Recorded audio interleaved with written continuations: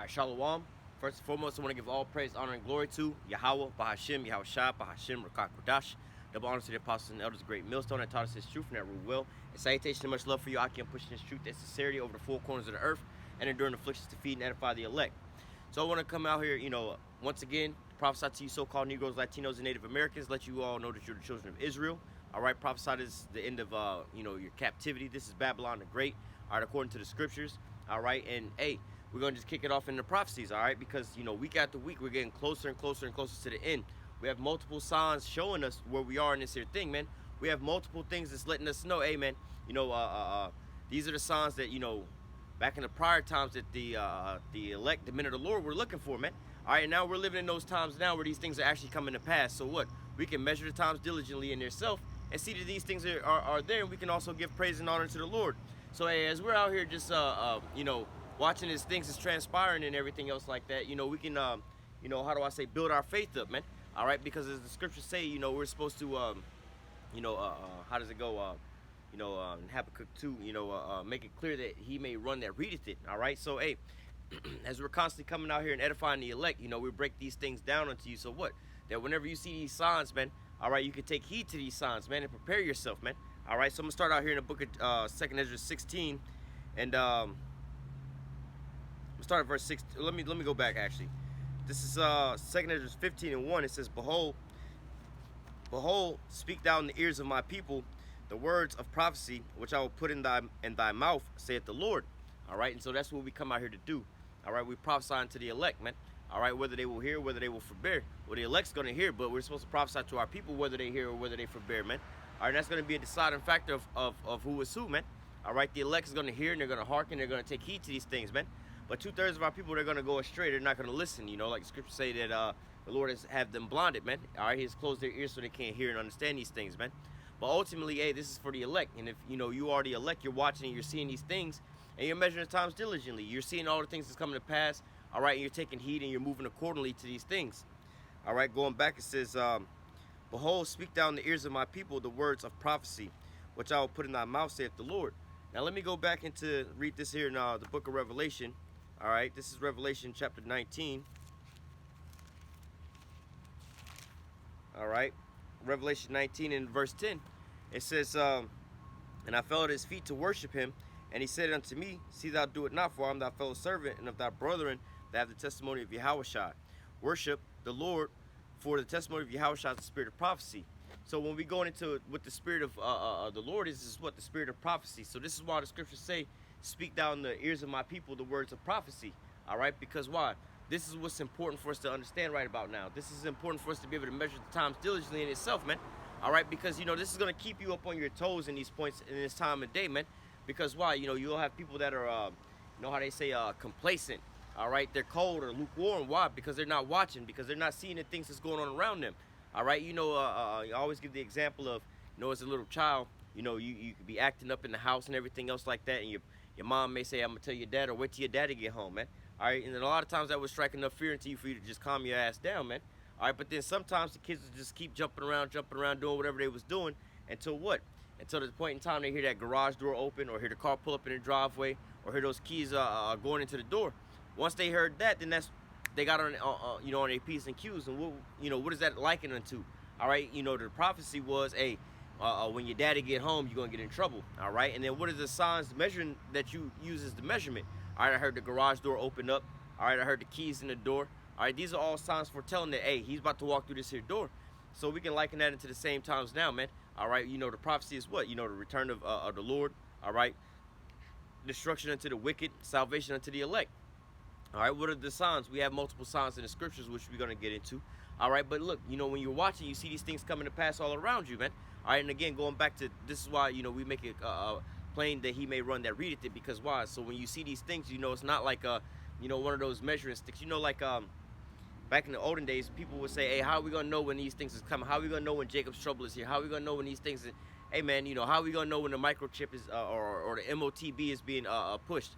All right, these things really don't need an explanation or an answer to those things, man. Because if you're watching and you understand what these things really mean, all right, you gonna know, man. All right, you gonna know. Just as a quick example, the MOTB. All right, you're gonna know when they implement that if you understand what the MOTB is. You know. All right, he calls all both small and great, rich and poor, free and bond, and receive a mark in their right hand or on their foreheads that he may that he can't buy or sell. All right, but going into that, it's gonna be put inside of your skin.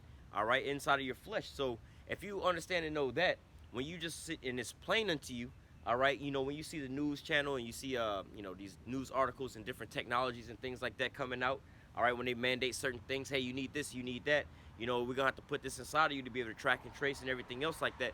That should be clear as day into your mind. That's what that story is, man. All right, so hey, this is what we come out here to do. All right, this is why the spirit of the Lord is the spirit of what? Prophecy. This is why, let's go back and read it again. 2 Ezra 15:1. It says, behold, speak thou in the ears of my people the words of prophecy, which I will put in thy mouth, saith the Lord. And hey, these are the words that the Lord put into our mouth, which are the words that are written therein in the scriptures. All right, these aren't our words. These aren't, you have some people that's out here that's saying certain things about this is what's going to happen, that's what's going to happen. Like one of the things, they may not call it prophecies, but this is what they're betting off of. You have a side of the fence that's saying about certain things, like even when listening to some of these people who that give information. But this is why we tell you, hey, GMS and the men that learn up under them, they have the 100% truth, because you have other people like let's just say, for instance, Dabu 7, all right, or what's that other guy from Christopher Green, AMTV. They may be able to bring out news about certain things like that. That can economist Jeremiah Babe. These people, they can give you truth about certain things. When it comes to reporting on news in the world and everything else like that, and the economy and everything else like that. But when listening to all of these guys, what do they pretty much all tell you? Dabu 7's tell you, go get your farming on up. Go do this, or we the people, we got to go and band together and fight against this. We got to protest against this. We got to call your senators and your governors and things like that. That's what he tells you. Christopher Green tell you, go get you some crypto, go get you some Bitcoin, all right, and so on and so forth, man. But none of that stuff is gonna save you, man. All right, they're not telling you the 100% truth. They're not telling you that you're the Israelites. All right, call on the name of the Lord, repent, all right, and have faith, man. They're not telling you these things, man. But lo and behold, they can tell you about, reporting on certain things. Hey, the economy's tanking on this here portion of this and that is going on. But hey, this is why you have to come to the prophets for the 100% truth. This is why it's important to stay on prophecy. Some people will say, what's the difference between you guys, what you guys are saying and what they're saying? Hey, we're telling you what's happening before it comes to pass. They're just reporting on the news as it's happening. All right, there's a major difference in those things, man. We told you that Babylon the Great was going to come to an end. We told you about the chariots going to start making their appearance. We told you about the MOTB going to be implemented. All these different things we told you about, but then what? Now as they're starting to happen, you just have these people reporting on them now, man. All right, but we've already told you about that, like the queen and the her little ceremony that she had. They had the chariot that flew through that situation, man. All right, you have people that are reporting on those things as it happened, but what? We've already told you that these things was going to start, let's go ahead and read that real quick, not getting too far off topic, but, just to show you for an example. This is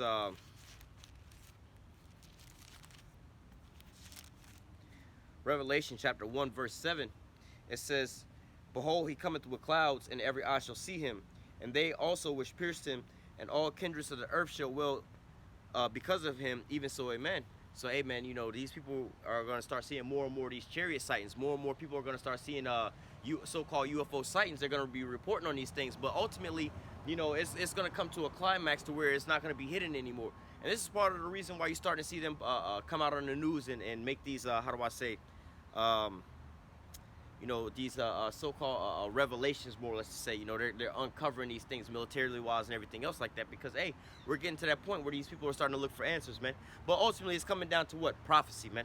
All right, all these things was all prophesied to happen, and now you're living in a time where these things are happening. So let's get back to that 2 Ezra 15:1. It says, behold, speak thou in the ears of my people the words of prophecy. It says, speak thou in the ears of my people the words of prophecy which I will put in thy mouth, saith the Lord, and cause them to be written in paper, for they are faithful and true. All right, and that's where we are right now, man. We're able to read the prophecies that was written aforetime, all right, and actually go through and break them down and show you forth of them coming to pass based off of what?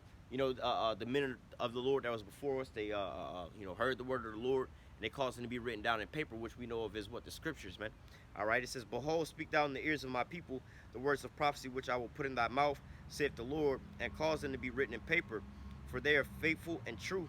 It says, fear not the imagination against thee, let not the incredulity of them trouble thee that speak against thee. All right, and that's part of the task at hand. When talking about a lot of these things and these subjects, people, and especially in the beginning, I've had somebody close to me and my family tell me the same thing from the very, very, very beginning. When I first started waking up about these things and started talking about some of these things and everything else like that, they're like, look, you can't talk about that kind of stuff because they're gonna go out, they're gonna kill you out there. And I'm like, look, man, so be it, man. What they gonna, like the scripture say, what you have I become thy enemy because I tell you the truth? And of course, a lot of people don't like hearing what we have to say because it's a hard pill to swallow. Ultimately, because their deeds are wicked. Like the scriptures say, they don't want to come to the light because their deeds are evil, man. All right, just like to give you a prime example, right? So as I pulled up and was setting up over here, there was a police sitting across the street, just parked across the street. There's a couple of them that keep riding, up and down the street and everything else like that. But hey, if my deeds were evil, you know what? I'd be feeling convicted. I want to pack up and move somewhere else or down the block. Oh shit, I don't want to be, like let's just say hypothetically, if you're selling drugs, you wouldn't see the police posted up somewhere, hop out and just be on a block, just posted up selling drugs. Like that's because your deeds are evil, man. But hey, you ain't doing nothing wrong. Like you know what I'm saying? Post up, do what you gotta do. Go ahead and spread the word. In fact, as soon as I was opening up, the one that was sitting across the street, one of the ones that was sitting across the street pulled off, and then drove on by and waved, and then like I said, a couple more than rolled past. But hey, you ain't doing nothing wrong. What can they do against you, man? And ultimately, like the scriptures say, who can be against the Lord, more or less to say, man. Roughly paraphrasing, man.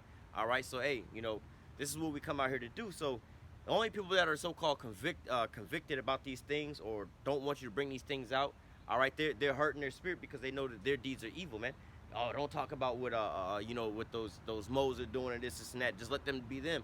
Why? Because obviously that's the wickedness that you're doing or the things that you got going on, man. Oh, when people say don't judge me, you can't judge me. Yeah, because they want to continue on in their wickedness, man. All right, but hey, we're out here to tell you the truth, man. For what? For you to repent. All right. But let's get back into this.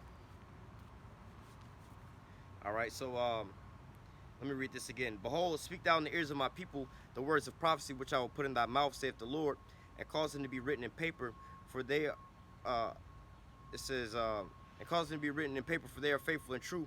Fear not the imagination against thee, let not the incredulity of them trouble thee, that speak against thee, for all the unfaithful shall die in their unfaithfulness. All right, and that's a prime example of, how we were supposed to go out to our people to teach unto them whether they will hear, whether they will forbear, man. Whether they will, let me go ahead and grab that, whether they want to turn back from their wickedness or not. Because, hey, at the end all be all, the blood is off of our hands, man. We've told you, but, hey, you didn't want to hearken, all right? So let's go to,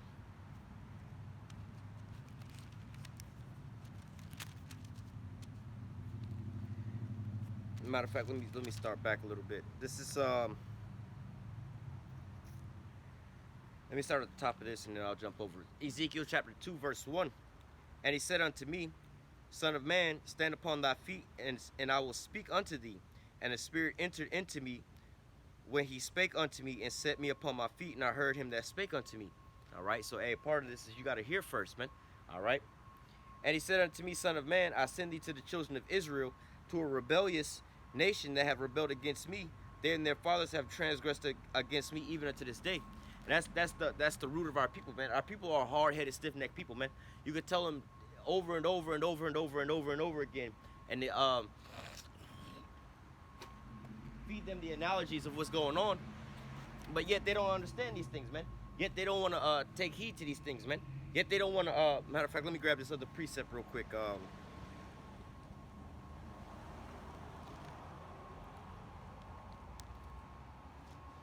Slot here. Give me a second.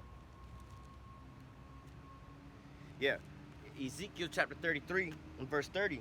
It says, Also, thou son of man, the children of thy people are still talking against thee by the walls and in the doors of the house, and speak one to another, every one to his brother, saying, What is the word that cometh forth from the Lord? And it's kind of ironic how, you may be around family or something like that. Let's say y'all get together for whatever reason, you know what I'm saying, and you ain't seen, let's say your siblings or to whoever it is for a while, and they know what you into, and then they ask you, you know how they live and they know how you live, and they ask you, well, what do you think about this? Or what do you think about that? What do you think about these things that's going on? I have a relative that, this actually just recently happened. They came into town, seen them for a little bit. Then they asked me, what do you think about the UFO sightings and all these things that's going on? I'm like, well, you already know my stance on all this stuff. I don't even know why you asking, but I can discern that maybe you feeling a little prick there with the word, more or less to say, and now you trying to see it, you know what I'm saying, inch your way back in. Like, look, let me give you this here analogy. They came up with all the things they said. Like, look, let's just say, we out here sitting out back having, let's say, a barbecue or grilling or whatever. We just sitting out back, right? And we got the music bumping. Now it's midnight. You know what I'm saying? Well, first of all, it's daytime. We bumping the music. No harm, no foul. Now it's midnight. We bumping into midnight. Now it's 2:30 in the morning. We got the music up really, really loud. We had a little small party, a little family party. And I said, now look, we know earlier when we weren't doing too much, none was popping off. Everything was fine. But now it's 2:30 in the morning. We got the party bumping. The music is all up loud. Now I know at this here point in time, the police ain't showed up. Everything is fine. But let's say we want to bring out the big speakers and turn the music up even louder. Now what do you think that's going to do? That's going to attract the police. That's going to attract the law. That's going to attract them to come in and bring in judgment upon us, because now we're breaking the law. Now we're getting belligerent. Now we're becoming lewd and obscene, right? So now that's going to start doing what? Attracting the law to come to us, man. So now when you look at the earth, all right, nuclear missile testing, all right, the moles and the drag racers going out doing their little thing, the community and everything else popping off like that, man, polluting the food and polluting the water, polluting the minds of the people, polluting all these different things. What do you think that's going to attract, man? That's going to start attracting the law. All right, now you got judgment coming. So what do you think you know what I'm saying? Just like you turn the music up, you start attracting enough noise, you start bringing on police cars to your house. Well, you do the same thing on the earth. You start attracting what? The chariots coming onto your planet, man. So when I broke it down to them that way, they're like, oh shit, that kind of does make a lot of sense. You know what I'm saying? I see it in that way. Like, yeah, because if I would tell you any other type of way, like, oh, they talk about chariots like this, bring it to a level where you understand the shit, man. If it makes sense here on earth, like, yo, if you turning up the music at 2:30 in the morning, disturbing your neighbors and you disturbing the peace and everything else like that, somebody gonna call the police on you. They gonna pull up. So how much more when you doing that, disturbing the whole planet Earth, man?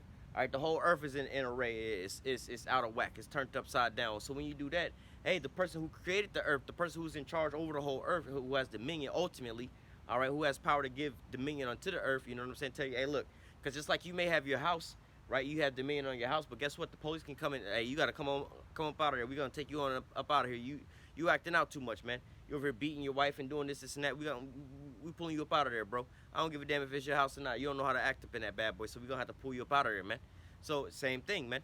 But hey, we can talk to our people. They'll hear these things, but yet they won't do it. They'll come to you and they'll ask you about these things, but yet and still, let's continue reading, because this is our people to a T, and this is how we know who we're dealing with, man. A stiff-necked, hard-headed people, man.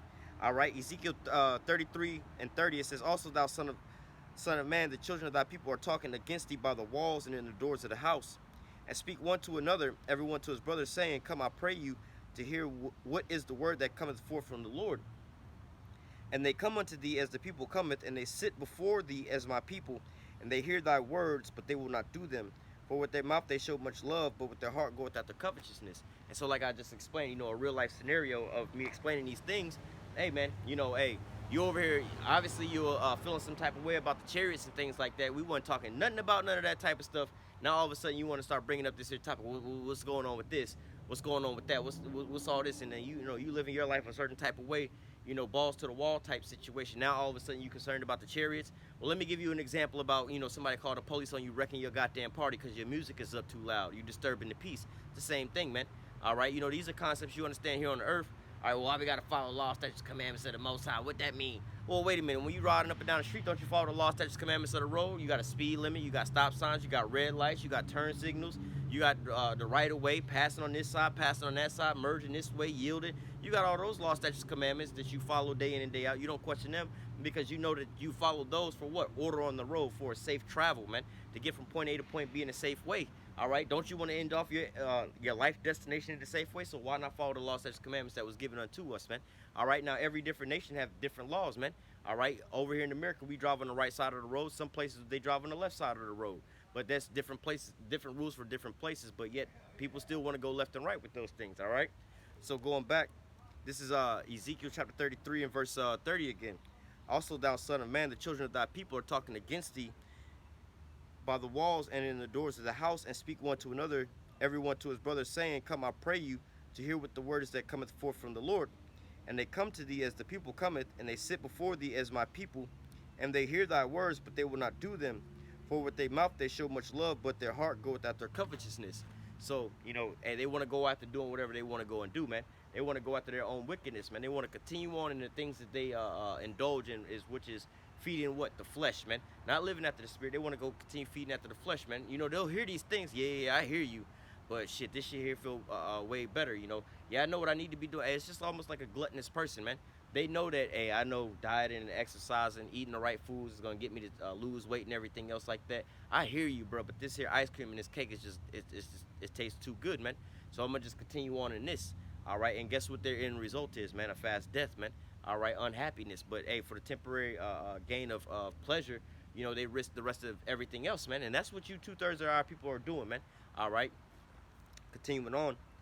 Verse 32, and lo, thou art unto them is a very lovely song of one that hath a pleasant voice and can play well on an instrument, for they hear thy words, but they will not do them. And so, like I said, man, you may be around co-workers, friends, family, anybody that's not in the truth, that know what you into, and they'll ask you about this. Come here, tell me about this, tell me about that. Well, what the Bible say about this? What the Bible say about that? And I've had people that have said the same thing, like, you know what? I like asking you these questions because you don't tell me what you think about it. You just immediately go into the scriptures about what the scriptures say about these things. But yet and still you turn around and then they doing the opposite. All right? It's like, well, what's the point of you asking me about these things if you're going to just do your own thing anyway, man? All right? What's the point of asking me about this and how to do this and what this is all about if you're going to just so-called make up your own thing anyway? There's no point. You're only really condemning yourself even more. You're only damning yourself even more because before you could have said you was doing these things out of ignorance. Well, I ain't know that this was the proper way to do this and the proper way to do that. But now that I know, let's give you an example or something like that. What the law say about the dietary law? Can we eat? What it say about the fish? Scales and fins. You're supposed to eat with scales and fins, right? Or a lawful fish has scales and fins. Oh, well, what about shrimp? Well, shrimp they got a shell. They don't got scales or fins. You know what I'm saying? So that's unlawful. Oh, okay. Then you turn around, you see them eating some goddamn shrimp and everything else like that. It's like, well, what the hell was you even gonna ask me for? Well, now you even more condemned because now you got a short shot answer on that thing, but then you did the opposite, more or less to say. But hey, our people will hear the words, but they won't do them, man. All right, it's something about them where, like the scriptures say, they're a rebellious nation, which we'll get back to. But hey, these are our people, a stiff-necked, hard-headed people, man. Tell them a million times, but yet it's hard for them to comprehend. So let's finish this off. Verse 32 again, Ezekiel 33 and 32. And lo, thou art unto them is a very lovely song, as one that has a pleasant voice and can play well on an instrument. For they hear thy words and they will not do them. All right, so again, like playing well on an instrument. Oh, that's a nice song. They like hearing what you got to say because it's like, yeah, that sound about some. Once they start hearing for a while, they're like, yeah, that sound about right. Once they can get over the certain tones that you speak in and everything else like that, they be like, yeah, that sound about right. But then they hear it, but they won't do them, man. All right, it says. And lo, when this cometh to pass, and when this cometh to pass, lo, it will come. Then shall they know that a prophet had been among them. All right, because ultimately they're going to be pricked there with the word. Because ultimately, they're going to see these things. Damn, they told me about this. Damn, they told me about that. I just gave you an example about like with shellfish and shrimp and things like that, man, or pork. Let's just say. You still, you ask about this in the dietary law, and you eating all this here pork and everything else like that. That ultimately, you continue eating the pork, and then one day you go to the hospital, you got high blood pressure, got this and got that, gout and everything. Now the doctor say, hey man, you got to give up that shellfish, you got to give up that pork. And all of a sudden you feeling small inside your body, like, damn man, you know what? My cousin told me about this, man. My brother told me about this, man. My coworker told me about these things, man. Now all of a sudden, man, this motherfucker, and then in they mind they get mad at you as if you did cause this shit on them. Like, look, man, fuck this nigga, man. This nigga always fucking up my parade. Like, bro, I didn't feed you the shrimp and the crabs and the pork and everything else like that. I didn't create the rules. I just told you about it. You kept going on into it, and the doctor told you the same thing I told you. How come you're not mad with the doctor, but you mad with me over these things? But yet, they will know that a prophet had been among them. That's the thing, man. All right, and ultimately, it goes back into they know that, hey, man, maybe the Lord ain't dealing with me, man. That's a scenario that they don't want to really come to terms with. Maybe the Lord ain't dealing with me with these things, man. All right, I seen a dude arguing about some certain things the other day about, whether or not he was basically dealing with some satanic shit, or whether, oh no, I got the Lord all on my face and tatted on my face, or whatever he said. He got the Lord a cross tatted on his body somewhere, and he wearing this and wearing that. I'm like, nigga, if you was really with the Lord, tell you not to make any markings in your flesh. So what the hell does that got to do with anything, man? All right, you can't come to terms that because you say that you with the Lord and you pray and everything else like that, you know what I'm saying? All of a sudden that you with the Lord, I'm like, bro, what kind of shit is this? You've never read the Bible, because you would know that you ain't supposed to make no markings in your flesh. All right, if you've read the Bible, you know, you do have men of the Lord that's in the truth now. You know, they've repented of those things, but I'm saying currently this nigga over here talking about because he done tatted some shit on him. Anyway, but hey, these are our people, man. All right, stiff neck, hard headed people. But let's get back to that. Ezekiel chapter 2, verse 3. Well, let me go back up. Yeah, Ezekiel 2, verse 3. And he said unto me, Son of man, I send thee to the children of Israel, to a rebellious nation that have rebelled against me. They and their fathers have transgressed against me even to this day. All right, a very rebellious nation, man. All right, you so-called Negroes, Latinos, and Native Americans, man. And it never seems to fail when we'll have our people walk by. We'll talk to them. They may be listening and hearkening for a moment in time. And we get into certain subjects and topics, man. Tell them about the other white meat. You know, oh no, this image of Jesus, that ain't true. That ain't true. Oh, what does this color matter anyway? What does this color matter anyway? But then you call them out of their so-called color. You call us so-called Mexican, Puerto Rican, Mexican, you know, so-called black man, Haitian, all these things. Then all of a sudden they all up in arms and everything else like that. Oh no, I ain't no goddamn Puerto Rican, I'm Mexican. Oh, what does the color matter? What does the nation matter, man? You over here arguing about this with the Lord, but then when it comes to you more important than the Lord. You know what I'm saying? The Lord really did walk on the scene. He really did come in the flesh. So he really did have a body now, didn't he? Now, what did his body look like? All right. So, hey, this comes into play. This is important in context, because if you knew that the Lord looked like you, or looked like, you know, with the children, looked like how he looked, put it that way. You know, the children of Israel will feel a different type of way about it. You know, they'll feel a different type of way about their enemy, man. All right. They wouldn't love their enemy so much when they realized that the Lord didn't look like how their enemy looks, man. All right, they would be more acceptable of hearing the word of the Lord coming from somebody, you know, that looks more or less like the Lord. All right, you know, like for a prime example, people look at us, you know, that look like this. Oh, well, you don't know what you're talking about. The so-called white man in the church, Benny Hinn and them, they know whatever. What happens if you found out that the Lord didn't look like him and he looked like me? All right, then you'd be like, well, wait a minute, who the fuck is these people, man? So you start opening up, you know, that blindness in your mind, but yet and still our people are too hard-headed to get past step A. You know, the first door to get to the second door. But this is why a lot of them going to be, you know, the gospel is hidden to them, man. All right, but let's continue on. Verse 4 says, Ezekiel 2 and 4, For they are impudent children and stiff-hearted. I do send you unto them, and thou shalt say unto them, Thus saith the Lord. Verse 5, And they, whether they will hear or whether they will forbear, for they are a rebellious house, yet shall they know that a prophet have been among them. So, hey, this is what's the ultimate agenda of the prophets, man, to go out and to prophesy to you so-called Negroes, Latinos, and Native Americans in these times right now. Because why? You know, this is our job and our duty to go forth and to warn our people, man. All right, to tell our people of these things that's coming to pass. Let's go ahead and grab that real quick. Well, let me jump down and then let me read a little further down. So it says, matter of fact, let me just finish off this chapter, because there's only going to be like one verse that I skip. But let me just keep reading. Verse 6. And thou, son of man, be not afraid of them, neither be afraid of their words, though briars and thorns be with thee, and thou dost dwell among scorpions, be not afraid of their words, nor be dismayed at their looks, though they be a rebellious house, man. And this is one of those things where, you know, we'll be on the highways and the byways preaching about certain things. I forgot where it was at, where IUIC was at, where it was one of those mass shootings, basically, where Esau had to let off on Jake, you know, and you got Jake, the nigga woman, out there screaming on Jake out there, because they out there preaching that these is our enemies. He's like, look, man, the reason that these things is happening is because that these are our enemies. They hate us. They got a perpetual hatred against us. They trying to kill us and everything. Like, you see, the reason you out here, you talking about some of you mourning, the reason you out here is because Esau's letting off on your ass, man. All right, and we just trying to preach and to teach you that these are your enemies, and you over here taking up for your enemies, walking hand in hand with them, man. You think that because you're going to try, and then you have the audacity to try to call the police or try to call some other people to cause harm to your own people. But when harm is being done to our own people, they don't have a problem with that.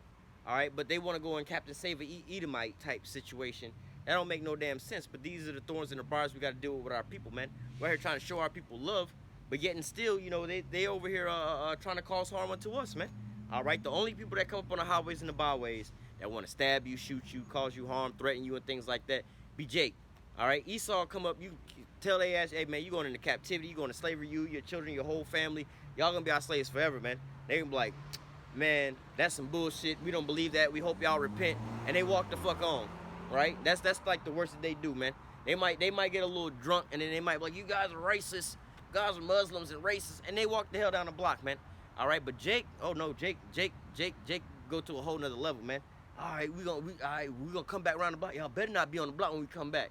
Y'all better not be out here next Saturday when we come back. Oh, I'm gonna go get Ray and Pookie and them. We gonna shoot y'all. We gonna go get the Crips and the Bloods. We gonna kill you. Like, nigga, who the hell is, like, bro, we just reading out the scriptures, man, and we reading for your benefit, but you're so blinded that you can't even see that, man.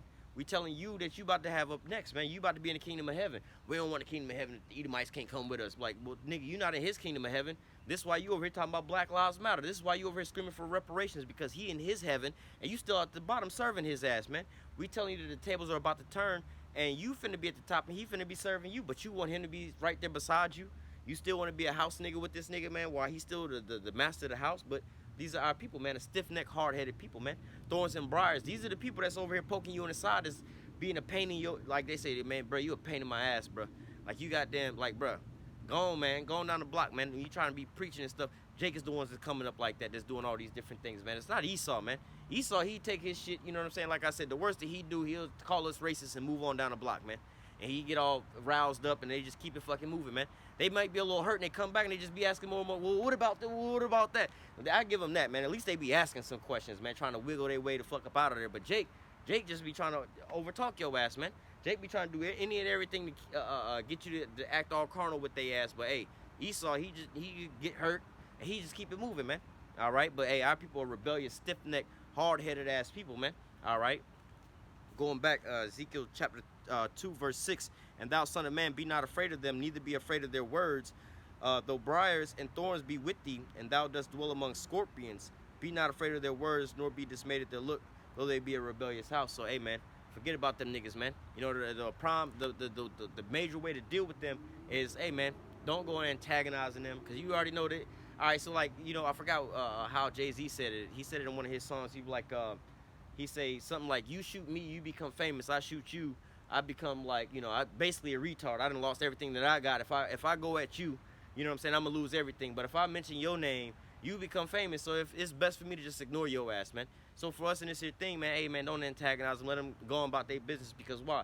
They're gonna just fade to black and keep it moving. And what? You know what I'm saying? You gonna continue to be able to push the word.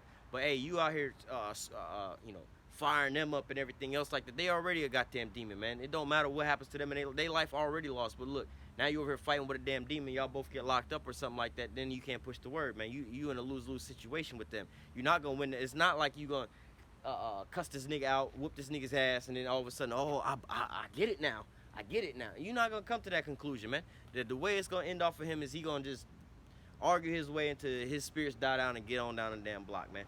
And the more you feed into him, the more that damn demon is roused up. The best thing to do is just get back into the scriptures, keep on reading, ignore that nigga, man. All right, because ultimately that man, them demons is set up to make you fall, man. They're only using that body as a vessel to cause how do I say, harm or downfall to you. But let's get back. Ezekiel 2 and 6, and thou, son of man, be not afraid of them, neither be afraid of their words. Though briars and thorns be with thee, and thou dost dwell among scorpions, be not afraid of their words, nor be dismayed at their look, though they be a rebellious house. And thou shalt speak my words unto them, whether they will hear or whether they will forbear, for they are most rebellious. All right, so hey, man, we're supposed to come out to the highways and the byways and speak these words regardless, man. Regardless of whether you're getting views, you don't get views. Regardless if you have people out there watching, you don't have people watching. All right, because they're a rebellious house. And hey, who knows? The Lord can have, you know, let's say you put up a video. Let's say you go on the highways and the byways, nobody's out there. You know what I'm saying? You put up a video and everything else like that, you get 0 views, man. Hey, man, the Lord can have it to where sometime down the road, that video get a bunch of hits or something like that. People get edified off of that video, and then be from a lot, you know, a time, you know, back in the past. I remember when I first started waking up to the truth and, you know, watched the first video or whatever. It wasn't a so-called live video that I was watching. In fact, it wasn't even going live, but it wasn't a video right then and there. You know what I'm saying? It was like something else, and I just was going to brothers' pages and just watching all the videos that they had uploaded, going all the way back. All right, going back to some years on back. So hey, man, you know, that's how, you know, this here thing works, man. All right, so continue on. Verse 7, it says, and thou shalt speak my words to them, whether they will hear, whether they will forbear, for they are most rebellious. But thou, son of man, hear what I say unto thee. Be not thou rebellious like the rebellious house. open thy mouth and eat what I give thee. And when I looked, all right. So hold on, verse 8. But thou son of man, hear what I say unto thee. Be not thou rebellious like that rebellious house. Open thy mouth and eat what I give thee. So hey man, we're supposed to be out here watching. All right, we're supposed to be out here reading. All right, scripture say, blessed he that readeth. We're supposed to be consuming. All right, watching, learning, listening. All right, to all these things, because why? You don't want to be rebellious. Hey, the Lord set us up as a watchman. How you gonna be a watchman and you're not on your watch, man? How you gonna be able to warn the people if you don't know about the how they say the newest upgrade? Like, let's just say hypothetically, you was a watchman in the olden days where they had bows and arrows and swords and things like that running up, and then you was like, you know what? I don't need to go to the military conference and this and that. I'm good. I know I've been watching this here watchtower for 100 years. I know what's going on. Now all of a sudden we in the future. Now they got guns, sniper rifles, missiles and things like that, and you still over here trying to look out for somebody with a bow and arrow. All right, and they can only be but so far as they can shoot a damn arrow and sword. So you're not even really looking out in the far distance. Now you in a modern day battlefield where they got radars and things like that, missiles and everything else like that. Bro, you gonna get taken, man. They gonna send a drone over your damn way and blow your ass up, and you don't even know what the concept of a drone is, man. So guess what? Like the scripture say, you're gonna get caught like what? A thief in the night, because you're unprepared. You don't really know what the hell's coming up against you, man. Scripture say we wrestle not against flesh and blood. So you gotta understand the type of level that Esau is on with these things, man. I was speaking to somebody the other day about the with these mass shootings and things like that, and I did a video on this about the basically going into the MOTB, all right, and how they could use a lot of these different things, right? And so, with the things with these mass shootings and everything else like that, looking at this here article, how they can use this to like be able to see who's all in the building, or if their heart rates jump up and everything. Like, let's say you got a school or something, right? Let's say you got 500 kids in there. Now let's say all of a sudden 40, 50 kids heart rates just spike all of a sudden, and you watching them, you know what I'm saying? You see all their hearts spike at one time. Oh, there's a problem in this here corridor over here. They have this here technology what these things is used for. All right, I was asking somebody the other day, like, hey, why do you think that they got these at the self-checkout lines, these cameras right there in front of you? Oh, so you don't steal nothing. I'm like, look, from the dawn of the day when all of us was pretty much born, when you go in the grocery store, they had cameras already in the grocery store. When you come in, when you go out, they had that, man. All right, and they've also had the facial recognition inside of those from not so long ago, man. So you've had all this here technology in and about for you to be all doing these things. Why do they need a camera at every damn self-checkout? And it's not looking at your hands, it's looking at your face. Why do they have that, and then looking at this here new technology and things that they got, like, hey, man, this is how they're going to wind up setting up the new systems for you to wind up paying for your stuff through a retina scan, through an iris scan, facial recognition scan. All right, so hey, all these different things are being put in place, but now it's easy for you to be able to recognize these things, man. All right, so hey, this is why, again, we make it plain upon tables that he may run that read. This is why we constantly go into these same things, so you can be what? Prepared for these things, man. All right, let's get back. Ezekiel 2 and what's it? 8. Yeah, 2 and 8. It says, but thou son of man, hear what I say unto thee. Be not rebellious like that rebellious house. Open thy mouth and eat what I give thee. So we're supposed to be watching, all right? It says, and when I looked, behold, there was a hand written unto me, and lo, a roll of a book was therein. And it was spread before me, and it was written within and without, and it was written lamentation, mourning, and woe. So let me keep reading. Moreover, he said unto me, Ezekiel 3 and 1, moreover, he said unto me, son of man, eat that thou findest, eat this roll, and go speak it to the house of Israel. So I opened my mouth, and he caused me to eat that roll. And he said unto me, son of man, cause thy belly to eat, and fill thy bowels with this roll that I give thee. Then did I eat, and it was in my mouth as honey for sweetness. So, it's good in your mouth. When you first hear this, you come into this truth, it's good into your mouth, but it gets bitter in your belly, man. After learning about things, the deeper things on things, you first read about, your chosen people, God love you and everything else like that. All that sounds good and everything, but then when you get into the, hey man, we in captivity, we out here dealing with the devil. The devil's gonna come down with great wrath because he knows he have but a short time. And you gotta live through all these different things, man. All right, the lamentations, mourning, and woe. All right, the death and the destruction. These are all the things that you have to stomach at the end of the day, man. So these things here aren't so-called pleasant to have to go through, man. All right, but then at the end all be all, that we have faith in the Lord, that the Lord is going to deliver us out of these things, so we keep our eyes on him. Going back to prophecy, the spirit of the Lord is what the spirit of prophecy, man. Part of that prophecy is what us being delivered up out of here, us being saved up out of this here place. But going back into telling our people about these things, man, we have to first what? We have to first, how do I say, injustice. We first have to, how do I say, read, watch, and learn about these things, man. So ultimately, this is what the watchmen or the prophets was going to be doing. And then also they go back out and they tell you about these things, man, to give you that their warning. Hear the prophecies and cause them to be written in paper. Now make it easy for him that may run that readeth it, man. So you'll be able to understand these things and see what's going on and go out and prophesy these things, man. All right. Now I want to go to, let me finish this off. Ezekiel 3 and 4. And he said unto me, Son of man, go get thee into the house of Israel and speak with them my words. All right. For thou art not sent to a people of a strange speech, of a hard language, but unto the house of Israel. All right. So, hey, you know, going back into who we're supposed to speak these prophecies unto is to what? The children of Israel. So let's go back over to that real quick. This is 2nd Ezra 15 and 1. It says, Behold, speak thou in the ears of my people the words of prophecy, which I will put in thy mouth, saith the Lord, and cause them to be written in paper, for they are faithful and true. All right. And so this is what we're supposed to be doing, man. All right. Prophesying unto our people. It says, Fear not the imagination against thee, let not the incredulity of them trouble thee that speak against thee, for they are unfaithful and shall die in their unfaithfulness. All right.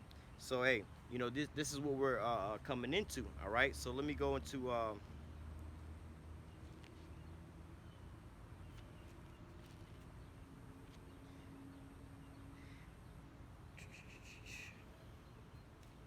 Salak, I just dropped it.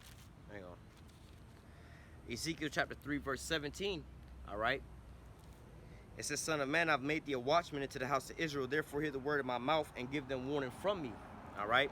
It says, when I shall say unto the wicked, Salak, it says, Son of man, I've made thee a watchman into the house of Israel. Therefore, hear the words of my mouth and give them warning from me.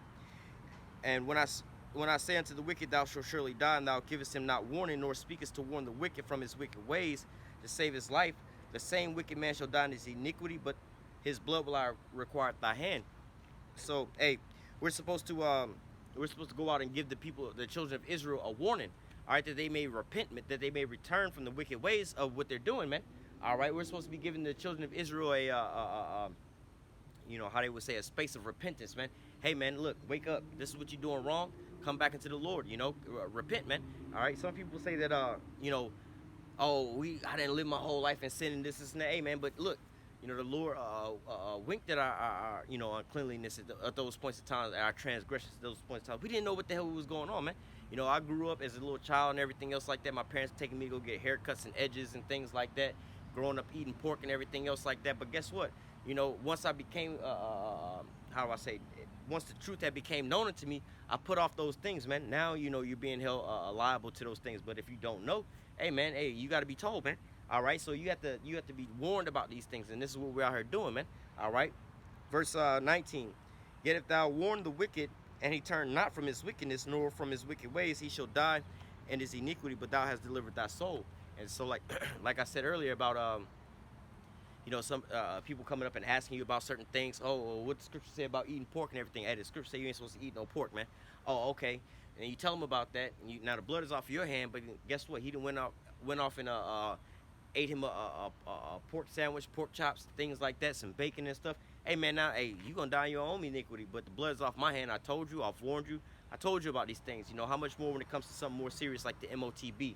What's the MOTB? Well, this is what it is. You know, the Karagma, they're going to implement this into your skin, all right, that you may not be able to buy or sell, say if you either have the mark, all right, and then you go and you take it anyway because you don't believe that.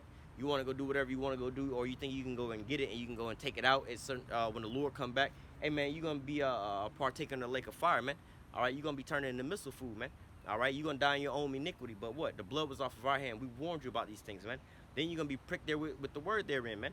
All right, you're going to know that a prophet have been among you when you like, oh, man, I can't get this here out, or I took it out, and then all of a sudden I still became missile food, or, you know, the troops came and still ran through my house and ransacked my shit, you know what I'm saying, and left me out to dry. Then, you know, that's when it's going to be ringing upon you, man.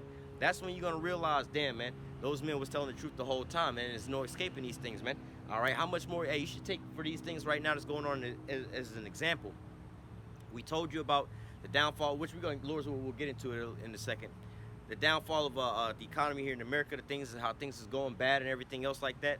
Hey, man, we told you about these things, man. All right, but now all of a sudden they're coming to pass. All right, and then ultimately, you know, you should be able to look back and say, hey man, the minute the Lord told us about these things, let me go ahead and tighten up. You know, I remember I was laughing and scoffing at them when they said America was gonna fall, Babylon was gonna go through some things and all these different things. But now all of a sudden, you know, they're waking up, you know, or they're seeing these things happening. They should wake up to these things. All right, now let me real quick read this, and we'll jump over to that. Ezekiel 3:19, it says, yet if thou warn the wicked, and he turn not from his wickedness, nor from his wicked ways, he shall die in his iniquity, but thou hast delivered thy soul. Again, when the righteous man doth turn from his righteousness and commit iniquity, I will lay a stumbling block before him. He shall die because thou hast not given him warning. He shall die in his sins, but his righteousness which he hath done shall not be remembered, but his blood will I require at thy hand. All right, because you didn't warn him. All right. It says, nevertheless, if thou warn the righteous man, and the righteous sin not, he doth not sin, he shall surely live, because he is warned. Also, thou hast delivered thy soul. So, hey, this is what our job was to do, was to go out and warn the people. Now, I just was making a statement about. Let me grab this real quick.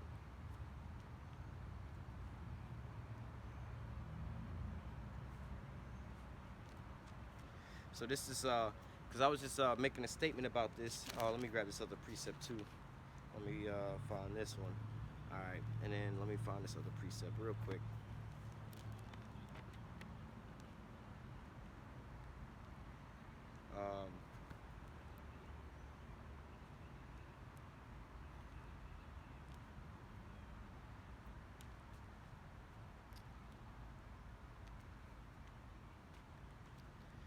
All right.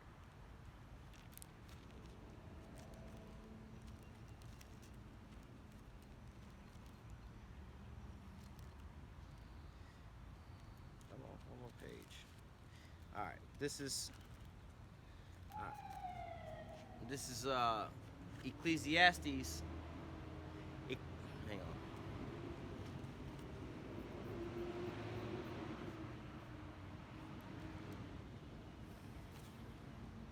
Ecclesiastes chapter 12, and verse 1 says, remember now thy creator in the days of thy youth, while the evil days come not, nor the years draw nigh, when thou shalt say, I have no pleasures in them. All right, so hey, when speaking on these things, man, all right, these are the times now where, you know, people are, you know, let's go back, 2 years ago, where people had to sit at home. All right, you know, they had, you know, to shut down their jobs. People sitting at home, so-called bored, didn't know what the hell to do no more. All right, a lot of people, you know, a lot of watch time went up because people were sitting at home, binge watching YouTube and things like that. All right, but look, now you have a time where people aren't really going out to clubs, bars, and things like that, because they don't want to be, how do I say, in small, tight, confined spaces with other people. People are afraid to be out with the plagues, the pestilence, and things like that. So what? You know, also economically wise, you know, people don't have the funds to just go out and go spend money like that. So, you know, going into these things, you know, people are feeling a certain type of way. So now, you know, this is when the so-called evil days are coming. You know, you can't afford no gas to go from point A to point B.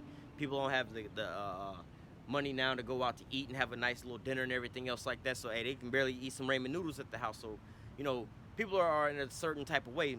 So, but the scriptures say, remember now thy creator in the days of thy youth, before the evil days come. All right, you know, this is what we wind up doing. How the scripture say, arise ye and departed from up out of this here place. All right, we departed from her so that we're not partakers of her sins. We're not falling down in misery and wallowing with the you know, the collapse of all these things. Oh man, we can't go to the theme park no more. They closed down. We can't go to the club no more. They closed down. We can't go to do this, can't do that because it's closed down. Man, we're not worried about that type of shit, man. We've already departed from this here place. But what scripture say, arise ye and depart, for this is not your rest. And it's polluted. It'll destroy you even with the sword of destruction. So, hey, even going into, you know, these things, remembering that thy created in the days of thy youth, seek the Lord early while he may be found. All right, all these things is what the men of the Lord wind up doing. But yet and still, where we at right now in America, man? We've been telling you about these things. All right, and now these things are starting to come to pass, to where what? These, you know, the so-called days of pleasure, the days of mirth are all gone. Let me go ahead and grab this other precept real quick, and we'll come back to that. This is in the book of Jeremiah chapter 51, verse 7. All right, it says, Babylon hath been a golden cup in the Lord's hand, that made all the earth drunken. The nations have drunken of her wine, therefore the nations are mad. All right, and so, hey, Babylon being America has been a golden cup in the Lord's hand, man. All right, this here place has been the cream of the crop for, or the prize nation among all the other nations, man. All the other nations looked up to America, man. Oh, we want to be like America. They would say that they have the streets paved with gold, and, you know, if you want to make it anywhere, you got to be able to make it in America, man. All right, this is the place where, you know, how they say, place where dreams are made of, or dreams are, basically this is the place where people want to go to, man. All right, he almost got hit on the damn bike, but nevertheless, this is the one place where the so-called people strive to so-called go to make it, man. All right, they say, oh, I want to get rich and move here. All right, I want to go or move here and get rich, more or less to say. You know, people come here because this is what the golden city, man. They think that they have this is the land of opportunity and prosperity, man. So this is the place that people strive to come to. But guess what? You have a massive number of people crossing the border right now. All right, and we're not talking about these immigrants, man. You have more people that are contrary to what they tell you on the news, all right, about the people coming, the migrants coming over the borders and crossing. The real migrant crisis over the borders is what? Americans leaving America, man. A lot of these Americans, you see how you have these great exoduses leaving like California, New York, and so on and so forth. All right, moving to places like Florida and everything else like that. You have a lot of Americans that are moving to places like Mexico because of the fact that what? It's a lot cheaper to live over there and things like that for them to be able to move over there and to live their life that way. But nevertheless, you have these people that are doing those things that are, trying to, how do I say, they're trying to preserve their wealth, more or less to say. But hey, they ain't talking about how, you have more Americans crossing the border than you have so-called Mexicans or other immigrants coming across the border into America. But hey, that's the mainstream media news. But the point is, this is, you have more and more companies packing up and leaving out of America, just like how, what is that place, California, Silicon Valley, a lot of those businesses are leaving and moving to Texas and things like that. Some of them are moving out of the country. All right, how you call it, manufacturing plants are moving out of the country and things like that, man. All right, all these things are starting to happen in a mass scale because why? This is the golden city starting to cease, man. All right, let me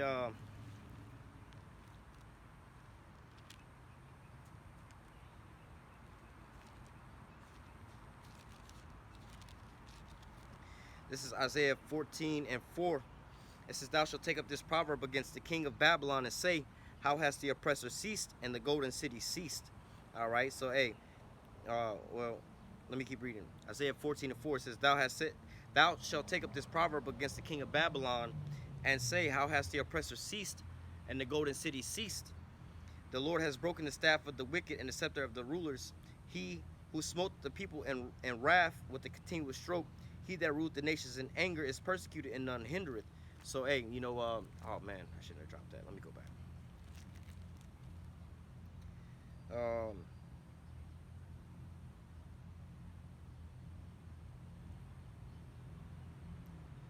Was looking for oh, here it is, verse 11.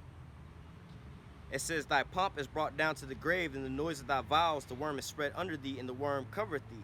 All right, so hey man, this is the state of America right about now, man. All right, it's crumbling, decaying. All right, all these how do I say,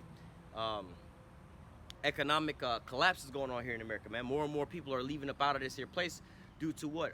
You see massive people like in these higher end subdivisions and neighborhoods and things like that. People are moving out of there and they're so-called downsizing, man. You're seeing more and more houses now. You were seeing houses selling because people were making profits on them, man. All right, but those are people coming from higher income areas to lower income areas. For instance, New York. $1 million in New York is buying you a little house in the slums. But you can come down south and live in a pretty nice house. So to them, they're downsizing, for the cost of their house that they're living in. Even though they may be getting a bigger house, they're actually downsizing. You don't see people in those areas like, let's say, Florida, more or less to say, buying another house in Florida and everything else like that. Now, of course, you do have some people that are buying and stuff like that, but ultimately, more and more people are quote-unquote downsizing. You see more and more people, like, for example, you do have some people that are moving to New York, California, but you have the majority of these people leaving out of New York. You have the majority of these people leaving out of California because why? The cost of living and everything else like that is going down. Damn, she kind of straight, man. Okay. Jake over there, police. She the police that was sitting across the street a little earlier. But anyway, hey, call Allah, how about Shimi Al-Shah? Like I was saying earlier about, their deeds being evil and doing the things that you're doing. Like I said, that was the same cop that was sitting across the street a little earlier. You know what I'm saying? Posted up and I pulled up. She came back on around and then gave up a big old ass wave and whatever. But hey, how I say the angels of the Lord camped round about thee. They can't do nothing against thee. But only before you. But nevertheless, going back into this is a situation that we have going on. You have more people leaving America, whether it be people living here, businesses and things like that. And it's it's a big thing when you have people that are leaving America to go live in Mexico. I was listening to a story the other day like that. They're like, people wouldn't believe this. They're not putting it on the mainstream media news that, people are moving into what they call a cartel-run country and things like that. And granted, they're not living into the areas where the cartels and things like that are heavy off. They're living into these places where, more of these Americans are living, man. They have a lot of places in Mexico where it's basically America over the borders of Mexico. All right, so don't get it too far fucked up, but these are the things that's going on. But this being the Golden City, more or less to say, like I was saying, hey man, people would normally be hopping fences and jumping through loops to get over here to try to so-called prosper. But now you have people that are leaving this here place, man. People are looking outside of the country, man. We might have to move outside the country to see what's going on. We might have to move outside the country to see what's popping, man. Because ultimately, hey man, this ain't where it is right now, man. All right, the worm is starting to cover this here place, man. All right, industry and jobs and things like that are failing. All right, let me grab that real quick. Going back, well, let me finish this. So we read this. Let me read it one more time. Isaiah 14:1. It says, "Thy pomp is brought down to the grave, the noise of thy vows, and the worms spread under thee, and the worms cover thee." All right, now let's get back to where's I at? Oh man, I dropped it, but we'll get it. Jeremiah 51:7. It says, "Babylon hath been a golden cup in the Lord's hand that made all the earth drunken. The nations have drunken of her wine, therefore the nations are mad." All right, and you see a lot of these different nations that sat down at the table, laid down with America when it came to trade deals, military deals, all kind of different deals. But guess what? America wound up breaking that oath, man. All right, that America wound up, you take wedding vows or love you to death do us part, be faithful, and this and that, and then you come home, you see your wife with the mailman. All right, and now she being unfaithful, man. This is what America wound up doing, man, making backdoor deals. You got the situation with Turkey. All right, hey, Turkey ain't so happy with America right now because they arming their opponents, people that they're deeming, Turkey is deeming the Kurds as terrorists because they're terrorists to them, but America's over there backing them, man. All right, you want to talk about people supporting terrorism? Well, America's supporting terrorism. They've always supported terrorism. It depends on, they just don't call them terrorists because they employ them. They terrorizing other people though. But hey, Turkey, we think Turkey crying out about right now, man. They got a terrorist problem, and who's arming them? These Americans, your tax dollars, man. But yet and still, hey, this is how I say the damn devil, man. He's deceiving the whole earth, man. All right, he's transforming himself into a angel of light, man, showing forth that he's good. But he's actually the damn devil, man. That's why we're not supposed to ever trust our enemy, man. All right, the great deceiver. Going back, Jeremiah 51 and let me just start back at 7. It says, "Babylon hath been a golden cup in the Lord's hand that made all the earth drunken. The nations have drunken of her wine, therefore the nations are mad. Babylon is suddenly fallen and destroyed. Howl for her. Take balm for her pain, if so she may be healed." All right, so hey, man, let's go ahead and try to wrap this bitch up and bandage this bitch up if we can. If we could do something, you know what I'm saying? But guess what? You had Trump came into office. This is what he how you call it? Campaigned on. All right. Well, really, shit. You had Bush. Let's just say all the way up into Bush. Bush started the downfall of it all, right? Then after Bush, you had Obama say, "Hey man, we need change." He campaigned on change. We got to change. We got to change something. Change course. We got to change something. Things got drastically worse under Obama, right? Then you had Trump come in and say, "Hey man, we got to make America great again." This nigga came into office and destroyed every damn thing, man, real bad. So we got to make America great again. This is what he campaigned on. This is why the people rallied behind him. This is what the people really wanted to go on in America because wow, the majority of these Americans. We're not talking about Jake, because Jake don't know nothing. Jake don't have a sense of a measuring tool because they being supported by the damn government anyway. So they don't know if the economy good or if the economy bad. They just know they get their food stamps and they know they get their Newports and they Swisher Sweets and they good. You know what I'm saying? That's all that they really care about. But when you talk to these Edomites who own businesses and things like that, like, look, man, ask the restaurant owners right now how business is doing. Well, shit, people scared to go out to eat right about now because of the COVID pandemic. Or for the pandemic. All right, people ain't really coming in like they was coming in beforehand, man. All right, the nightclub owners, people ain't packing in like they used to because of the pandemic. All right, well, these high-end restaurants where it's eating, yeah, people ain't really coming in and tipping like that because of, the economy is collapsing. They ain't got that kind of money no more. Yeah, people ain't really going on road trips like they was going on or doing all these different things like that or going out to the drag strip like they used to because of gas prices is going up. So these people who own these businesses, they can tell you They can check the temperature. They can measure how things is really going based off of what, man? Based off of, you know, their establishments and things like that. Jake don't have these things, so they wouldn't know no better. You know what I'm saying? They're more or less consumers, man. They're not producers of anything in this here place, man. But, you know, except for entertainment and pain. But nevertheless, other than that, you know, Esau's the one that's out here, you know, telling you, hey, man, we need to build back, well, make America great again. All right, now they talking about build back better. All right, build what back better, man? This here place. All right, so this is their campaigns that they how do I say, been running on for the last couple years and everything else like that, because of the fact that they know that this here place is coming into shambles, man. They know that this here place is falling. All right, so let me go back and read that one more time. And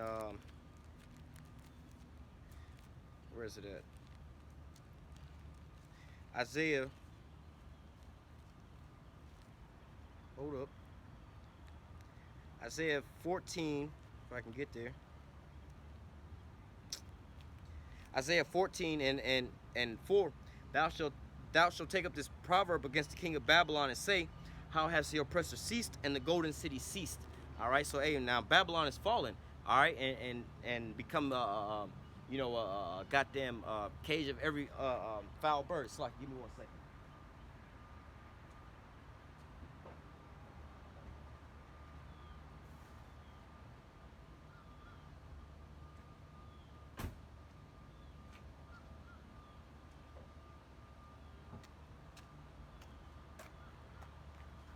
So, hey, Babylon is pretty much falling, man. All right, now this place has become like, you know, let's say hypothetically, you got the so-called nice subdivision neighborhood and everything else like that. Gated fences, everybody prospering, the lawn guys coming by and doing the trimming and everything else like that. Then all of a sudden you see, hey, man, now you starting to see houses being boarded up, no trespassing signs, grass all growing over. All right, you got drug dealers over here selling out the no trust, what they call the bandos, the abandoned houses and things like that. Hey, man, this was once a nice, thriving, gated community, nice suburb area. Now this shit's the projects, man. All right, and that's what America's become, a big third world ass country, man. All right, you got more and more. You only had like, so now Skid Row has become a term instead of a place. Skid Row was just a place at first. Now you got multiple Skid Rows in multiple different places, man. Multiple tent cities. You got one now out in Tampa where they provide them little what they call them shits, little almost like pallets or a platform to put their tent up on and everything else like that, man. All right, and this is the worst place to be living for goddamn to have a tent, man. All right, boy, you get that humidity start coming up, you start boiling inside your tent. Not the place to be living in the tent at, man. All right, but you got multiple cities and multiple places where you got the homeless rate is how I say, multiplying at a rapid rate. All right, not because people just choose to be homeless. All right, not because people are you know, just drug addicts and things like that, man. You got the majority of the new homeless people are so-called working class Americans, man. They got jobs, they ain't got nowhere, they can't afford nowhere to live, man. All right, so this here place is crumbling, man. All right, the worm and the, let's read it again. Isaiah 14 and damn it, keep dropping it. This is Isaiah 14 and 11.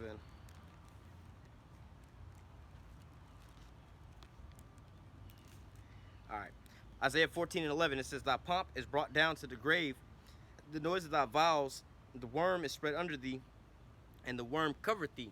So, hey, man, this is where we at right now. So this would give how I say, give rise to the so-called, how do they say, the cry for what? To build back better, make America great again, pray for change, all these different things, man. If everything was all good, motherfuckers wouldn't want to change, man.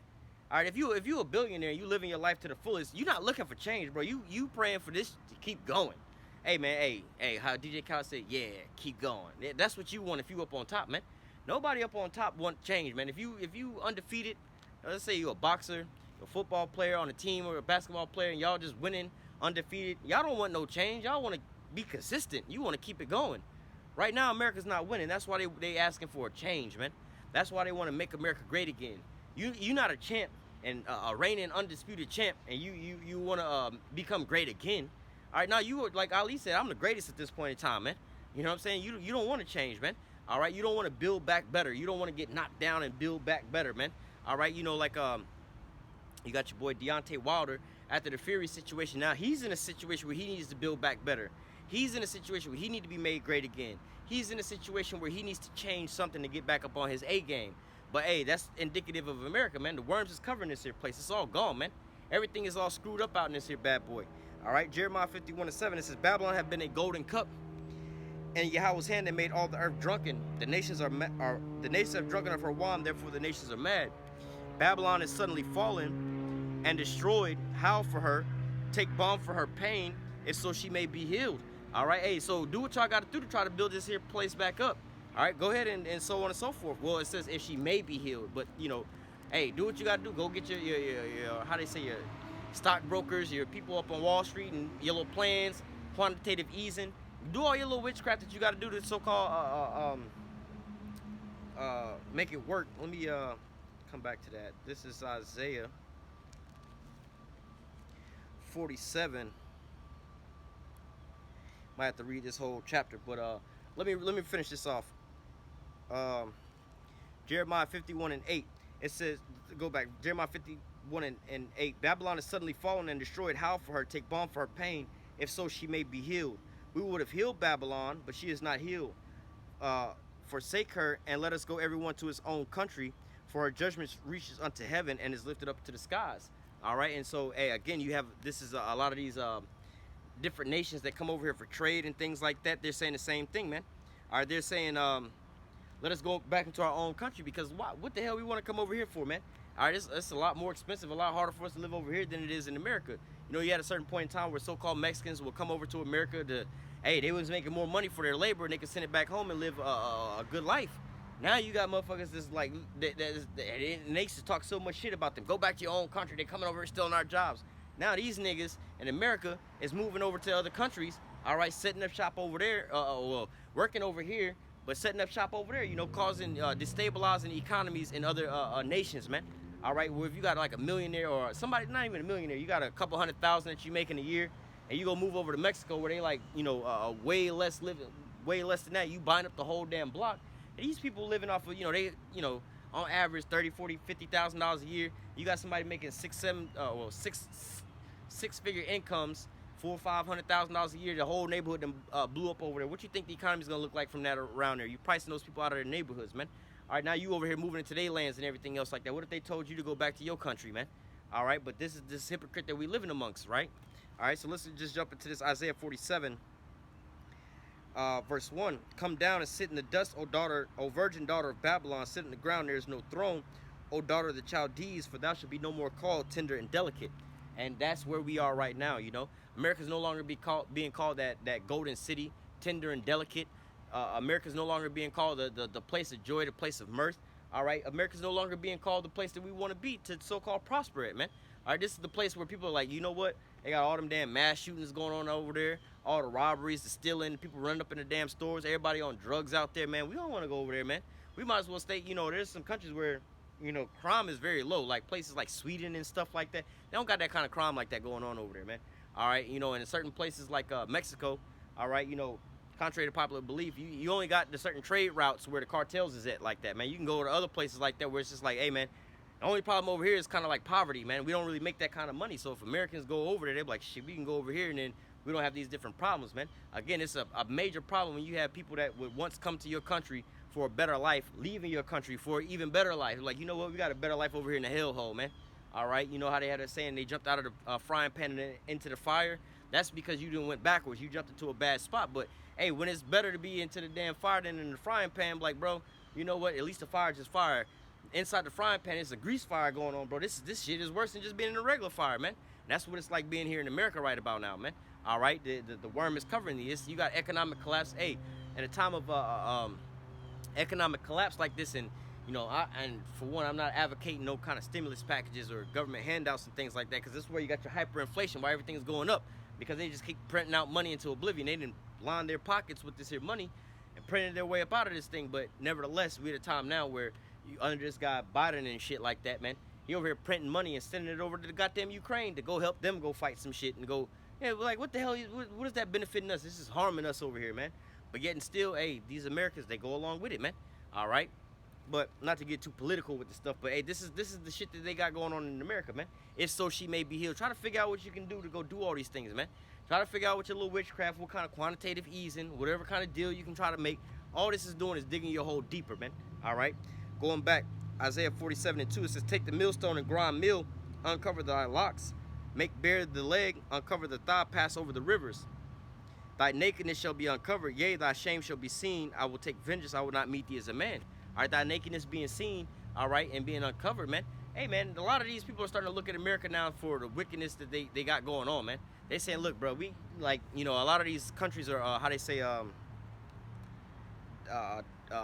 what they call it, de-dollarization of, basically they're getting rid of these American dollars, man. You know, if you understand the, what they call the, what do they call it, the, you know, the petrodollar, you need the American dollar to be able to buy, sell, and trade in oil. All right, now, the way that they do this is, let's say Germany want to buy oil from Russia, right? Let's just hypothetically say. Germany need to go get money, like actual physical dollar bills from America to be able to make that transaction go through. All right, so now when America wants this here transaction, or when Germany wants this transaction to go through, they get these dollars from America. Boom, let's just keep it easy on math. $100 million, right? They go get $100 million in actual cash from America, make the little transaction with Russia. Now, in order to get that money back, you know what I'm saying? America's like, look, you had to borrow money from us. We don't want this $100 million back in cash. We want $100 million in trade. So now these countries are saying, and then on top of that, the $100 million that you took out from us, when you try to pay it back, is worth a different amount of money now. Instead of $100 million, you owe us $200 million. So these other countries, like let's say Germany's like, look, bro, not only is this shit already expensive, but you charge me double for this here money to be able to borrow it, man. I.e., go to your Amscot and see how that shit works out for you, man. You trying to borrow $100, you got to pay them more than $100 back, man. All right, or a credit card with a high interest rate, it's the same thing. So people are saying, hey, man, how about we just get up off of this here dollar because y'all got too much debt, it's too expensive. All right, so imagine if for you to borrow $100 at Amscot, it was going to cost you, to pay them back, it was going to be $500 to borrow $100. Nobody would be borrowing no money from Amscot. They'd be like, you know what, we want to close out all our loans. This is what happens when people have credit card debt that gets super sky high. They just wind up leaving. This is too high, we're going to have to cut our ties, man. So this is what people are doing right now with your American dollars, man. All right, hey, we ain't trading this here money no more. We're going to have to stop trading this. We're going to give y'all money back, and this is it. All right, so, hey, man, this is causing, you know, hyperinflation because America's just constantly printing more money how do I say, into circulation, man. And then you have a rarity, you know, let's just say hypothetically, use this is a wild example, Kim Kardashian. If there was only one Kim Kardashian, looks only, let's just say this woman was a Kim Kardashian, everybody wanted her because, oh damn, she's so fine, she's so beautiful, this and that. All right, cool, everybody would probably be fighting over this one woman. But now what if every woman out here could just literally just go to the dollar store and go buy Kim Kardashian look? Now they all look like Kim Kardashian. Kim Kardashian herself wouldn't be all that valuable at that point in time. They're like, well, we don't give a damn if we missed out on that opportunity. We can go take Keisha from down the block, go take her to the dollar store, go spend $5. Now she look like Kim K. Oh, we good. So now you have the supply and demand scenario. We got so much of this here money and demand. This shit ain't even valuable no more, man. It's gonna take more and more of these. I gotta have 2 Keishas, a Tanya, and a Tiffany. You know what I'm saying? Because they all look like Kim K. So what's the difference? You know what I'm saying? I need more of these to make up for it when it was just one. All I needed when it was just her was just one of these. But supply and demand. Now you have hyperinflation.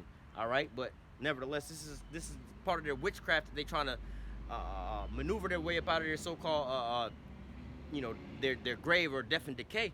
But now these things are all being uncovered. These nations saying, look, we got to back up off this here trade with America. We got to back up off this dollar with them. Hey, look at what the situation with Ukraine and Russia going on right now, man. You got these nations that are waking up to this Babylonian juice that they didn't suck down when it came to these different military agreements that they made with them.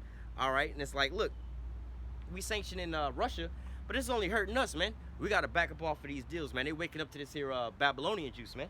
So now they're being uncovered. Their nakedness is being seen. Hey, man, this whore ain't got no good loving for us, man. She's over here sleeping with every Tom, Dick, and Harry out here, man. We got to get up off of this broad, man. She ain't no good.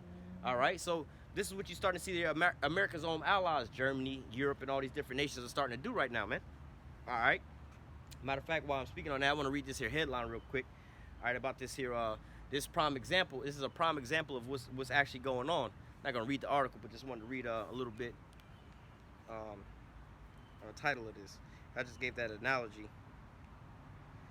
This is I did want to read this here article though. Give me 1 second.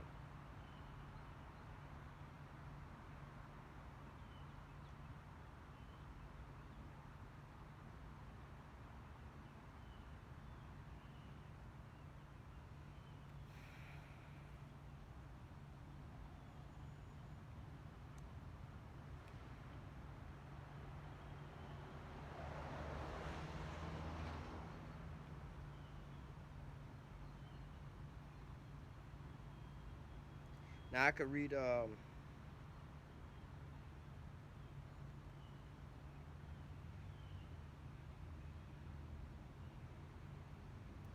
I could read a little bit of this, but just touching a point. EU states forced to use gas reserves. All right, it says bloc members are experiencing the first drop in storage levels since they started actively storing energy for later use. It says the EU gas storage levels decreased this week for the first time in 2 months, according to the latest data in the gas infrastructure Europe, as quoted by Bloomberg. The drop, which is seen as a sign of deepening energy crisis in Europe, sent futures of fuel soaring to the biggest weekly gain since late February. Clearly, this should not be happening in injected seasons, Warren Peterson, the head of commodities strategies in the ING group, told the news agency. This will be unsettling for the market, and is likely to keep prices supported. The decrease in revenues, which are often tapped during the peak winter season, comes amid gas supply cuts to customers in Italy, Germany, France, Austria, announced by Russia energy giant Gazprom in the past 2 days. So, hey, ultimately you have the sanctions that's being put on Russia. All right, now Russia's selling their oil in the ruble. All right, which is only strengthening their economy. It's tightening them up. Like, look, either you could, hey, bro, you can starve or you can get with the program. You can choose sides. You can keep riding with the whore. All right, and you can starve out. You can see how much love she really got for you. This is a part of that skirt being lifted up and being exposed. Like, look, do you really love? Are these really your friends? These really your allies? You willing to let them go and starve out here for your win and your agenda? Like, what do you get out of winning in Ukraine besides certain trades and things like that? That's only gonna benefit you. It don't benefit us. It's benefiting you. All right, if we would have left Russia alone, we would have been having energy right about now. But now we done stirred all this here up. And we looking at you like you ain't coming to help us out, man. So now you being lifted up like I thought you was our ally. You really not our ally. You just using us as a pawn. You're using and abusing us. So, and like the scripture ultimately says, it's gonna cause the beast to hate the whore, man. All right, and we just read about a couple of these different nations that are, how do I say, in line one and one with America's allies. All right, so let's go back to Isaiah 46 and 4. It says, Isaiah 47 and 4 says, as for our Redeemer, Yahweh of hosts is his name, the Holy One of Israel. Sit thou silent and get into the darkness, O daughter of the Chaldees, for thou shalt be no more called the Lady of Kingdoms. And so, hey, like I was saying, you have a mass migration or mass exodus of people leaving out of America, man. That's a tall tale sign. This place is going down the drain, man. All right, you don't go into the place where, like, if you got a business, right, and you in a small town, and it's the one job that's paying the most amount of money, right? Let's say they're paying $100 an hour. No experience needed. You just come on board, everybody getting hired. We got plenty of positions, $100 an hour. But all of a sudden you have a mass walk off of the job. Like, bro, how you had like 700 people walk off the job yesterday, another 700 people walk off the job today? Something wrong with this job, bro. People ain't walking away from no $100 an hour job like that with no no experience needed, no requirements needed. You just come on the job, $100 an hour. Something wrong with that job, man. You know what I'm saying? So, hey, this is what you have going on right here in America, man, where America is circling the drain, man. People are leaving this here place, man. All right. Going back, Isaiah 47 and 7, it says, Thou sayest, I shall be a lady forever, so that thou do not take these things to heart, neither did thou remember the latter end of it. All right. So, hey, they didn't understand that, doing all these different things and setting all these different people up. It's just like in the world, man. All these people, like, you've been a scammer your whole life, a jack boy your whole life. I don't understand how these people do this. Like, you be a jack boy your whole life, jacking everybody in the hood and scamming on everybody in the hood, just being the most shiestiest nigga in the whole hood, man. You don't think that one day that all this shit gonna come back onto you, man? All right, let's say one day you just blow up, let's say be a rapper or something, just blow up, but you done robbed everybody in the hood. You wanna go back to your neighborhood. You don't think that that's gonna put a target on your back? How you gonna be feeling safe walking around doing anything, man? All right, you became the biggest drug dealer in the whole world, but you don't think that they're gonna be looking for your ass, man? Some of these how you call them, drug kingpins and shit like that. Like, yo, yeah, you the most famous nigga in the whole world has been a drug kingpin, but you can't go nowhere. The police know where you at. You always got to duck and hide everywhere you go, bro. That you really want to live like that, bro? You didn't think about the latter end of it. The more successful you come into this life of crime, the more trouble you have living out here freely, man. And this is what America wound up doing. The more shadiness you've been doing to all these other nations, man, and the end all be all, man, you're gonna create enemies on the battlefield, man. Let me grab that real quick in the book of Habakkuk. Habakkuk 2, verse 5.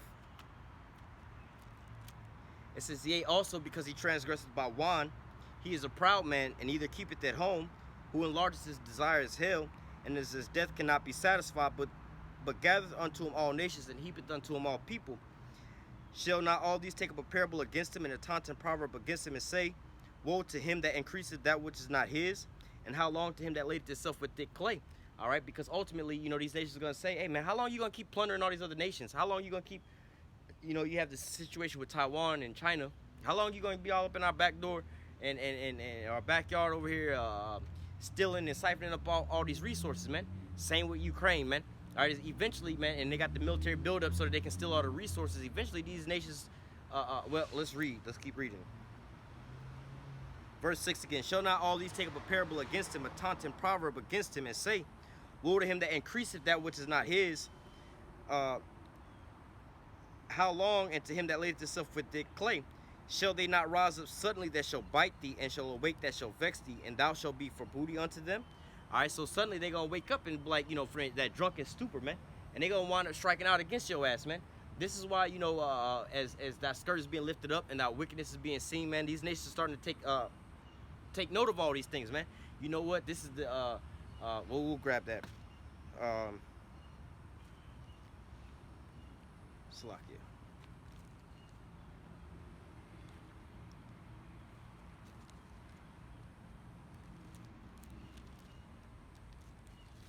This is Isaiah 14 and 16. It says, they that see thee shall nearly look upon thee and consider thee, saying, is this the man that made the earth to tremble, that did shake the kingdoms, that made the world a wilderness, that destroyed the cities thereof, that opened not the house of his prisoners? So they're saying, hey, is this the man? Then they that see thee shall nearly look upon thee and consider, saying, is this the man that made the earth to tremble? All right, so hey, is this the man that destroyed every damn thing? Is this the man that turned everything out, man? Is this the man that destroyed all these things and uprooted and turned everything upside down and inside out? Is this the man that caused a global collapse? Is this the man? You know, right now we're in a global collapse of all these different things. You know, the pandemic is the least of the terms. You know, beforehand they was blaming the economic downturn on the pandemic. All right, they keep saying that in the news. Well, economic downturns from the bounce back, the recovery of the pandemic, and whoop-de-whoop. No, nigga, that ain't the reason why, man. A lot of this stuff is being orchestrated, man. A lot of this stuff is being controlled. You got all these food processing plants being burned down to the ground. All right, almost damn near 100 of them over the last year, man. All right, you got the war in Ukraine.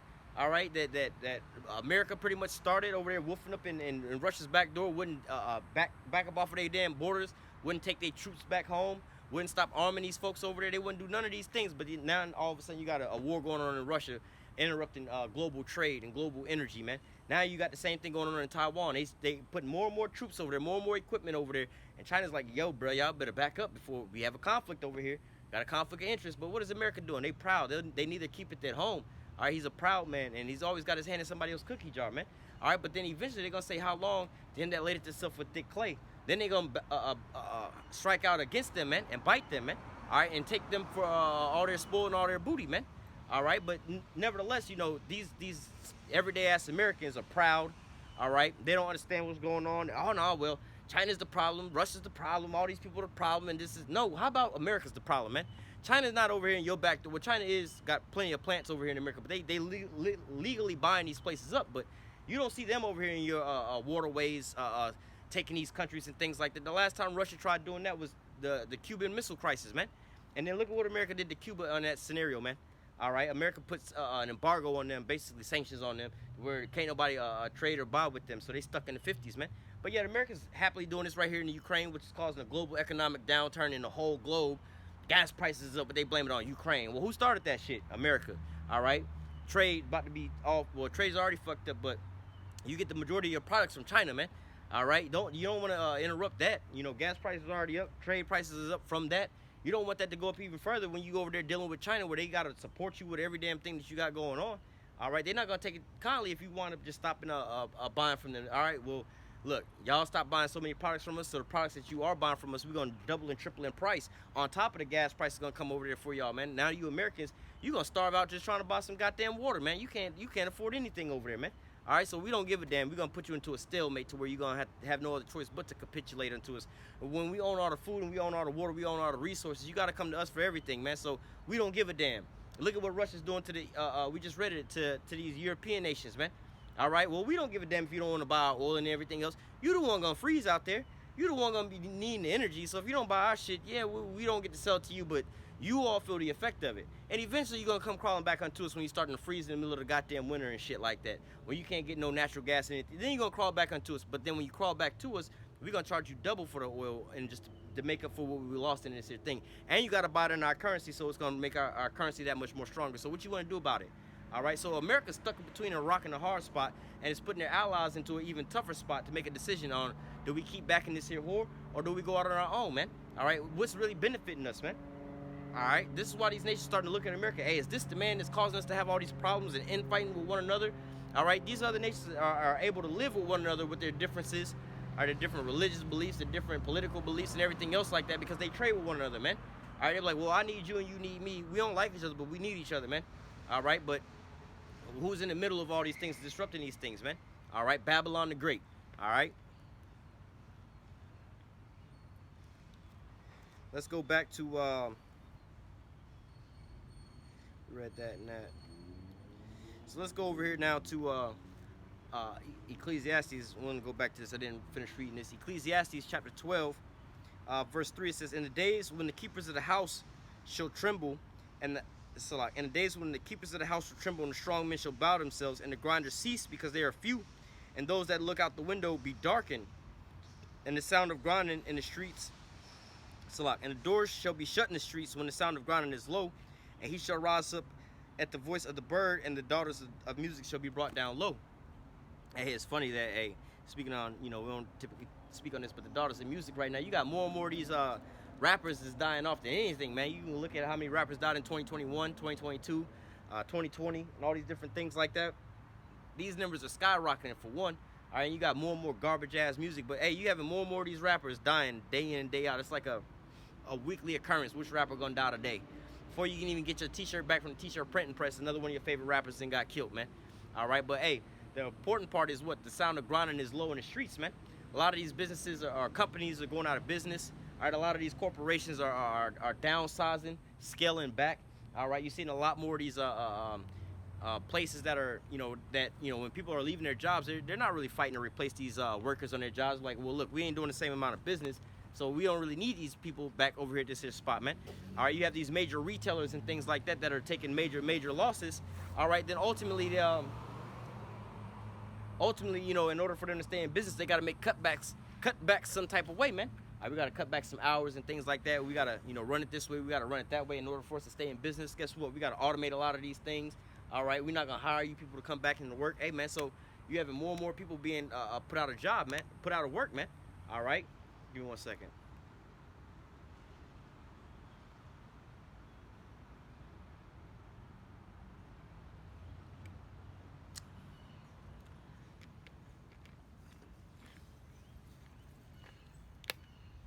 So when you look at this, how the economy and things is going out here with a lot of these businesses that are downsizing, another thing that you start to see is what automation inside a lot of these jobs. They're saying that a lot of people just aren't hiring, or not hiring. A lot of people just are not applying for jobs. Well, why the hell would I want to apply for a job that's not really lucrative for me, man? All right, you about to overwork me, underpay me at one of these little retail ass jobs. And what, I don't have the full amount of hours to come in because, look, y'all ain't doing the business because people ain't really shopping like that, so you can't afford to pay me full time at the damn job to be working full hours. I'm only working 20, 30 hours a damn day or a week. Salakia, only working 20, 30 hours a week. I can't survive off of this shit, so I'm not going to apply for this old bullshit ass job because you not getting the customers to come in to buy the clothes that you want them to buy because ain't nobody got no money to be shopping like that, so you can't afford to pay me a full-time 40-hour a week paycheck, man. So the hell I'm going to go and apply for your job like that for, man? The hell I'm going to go apply for a job at a restaurant and sit in here day in and day out for 8 hours a day, you know what I'm saying? And servers, they get paid off of what? Tips. People got to come in and eat at these restaurants. Well, grocery store prices going up right now. Gas prices going up right now. Last thing a lot of these Americans, these middle-class Americans that can barely afford to pay their rent is doing is going out to these restaurants and ordering out to eat and then sitting down and eating and tipping like that, man. These things is going out the window, so why would I want to go apply for a restaurant job, man? All right? And, hey, Even with these major corporations, you got a stock market crash off right now. A lot of these businesses are doing bad. Hey man, look, we turning down this is we have all these losses. Guess what? We got to start cutting some corners here and there, man. We got to go ahead and lay off some people, man. We about to have massive layoffs in this here sector and that sector and everything else like this. So we not hiring nobody right now, man.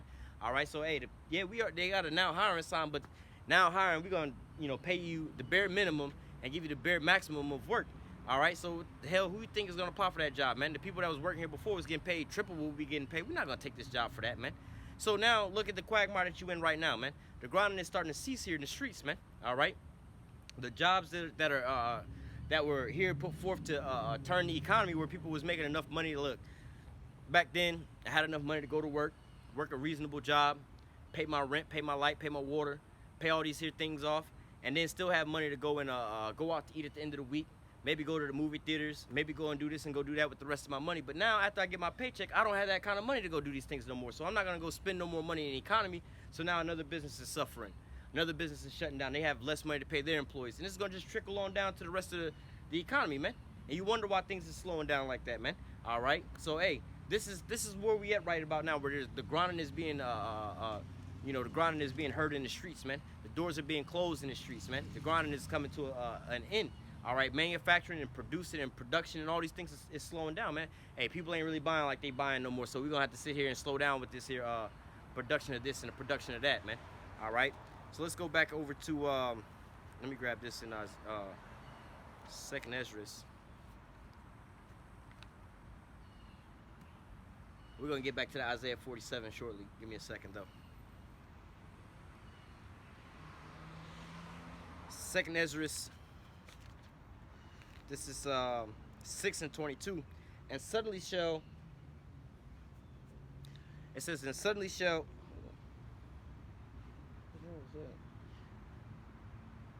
It says, Second Esdras 6:22, and suddenly shall the sown places appear unsown, and the full storehouse shall suddenly be found empty, and the trumpet shall give a sound when every man heareth, they shall suddenly be afraid. And at that time shall friends fight one against another like enemies, and the earth shall stand in fear with those that dwell therein, and the springs of the fountain shall stand still, and in 3 hours they shall not run. So hey, you have a time like what's going on now, where the how do you say, the storehouses are being found suddenly empty, man. All right, you have more and more people. It's kind of a calm time right about now, where people are still making selective choices in the grocery store on what they're buying. All right, more and more people, like I said, more and more people are slowing down from going out to eat and making more and more decisive buys in the grocery store nowadays, man. I was in the grocery store 2 days ago, and I started seeing like small canned goods, $2 a can.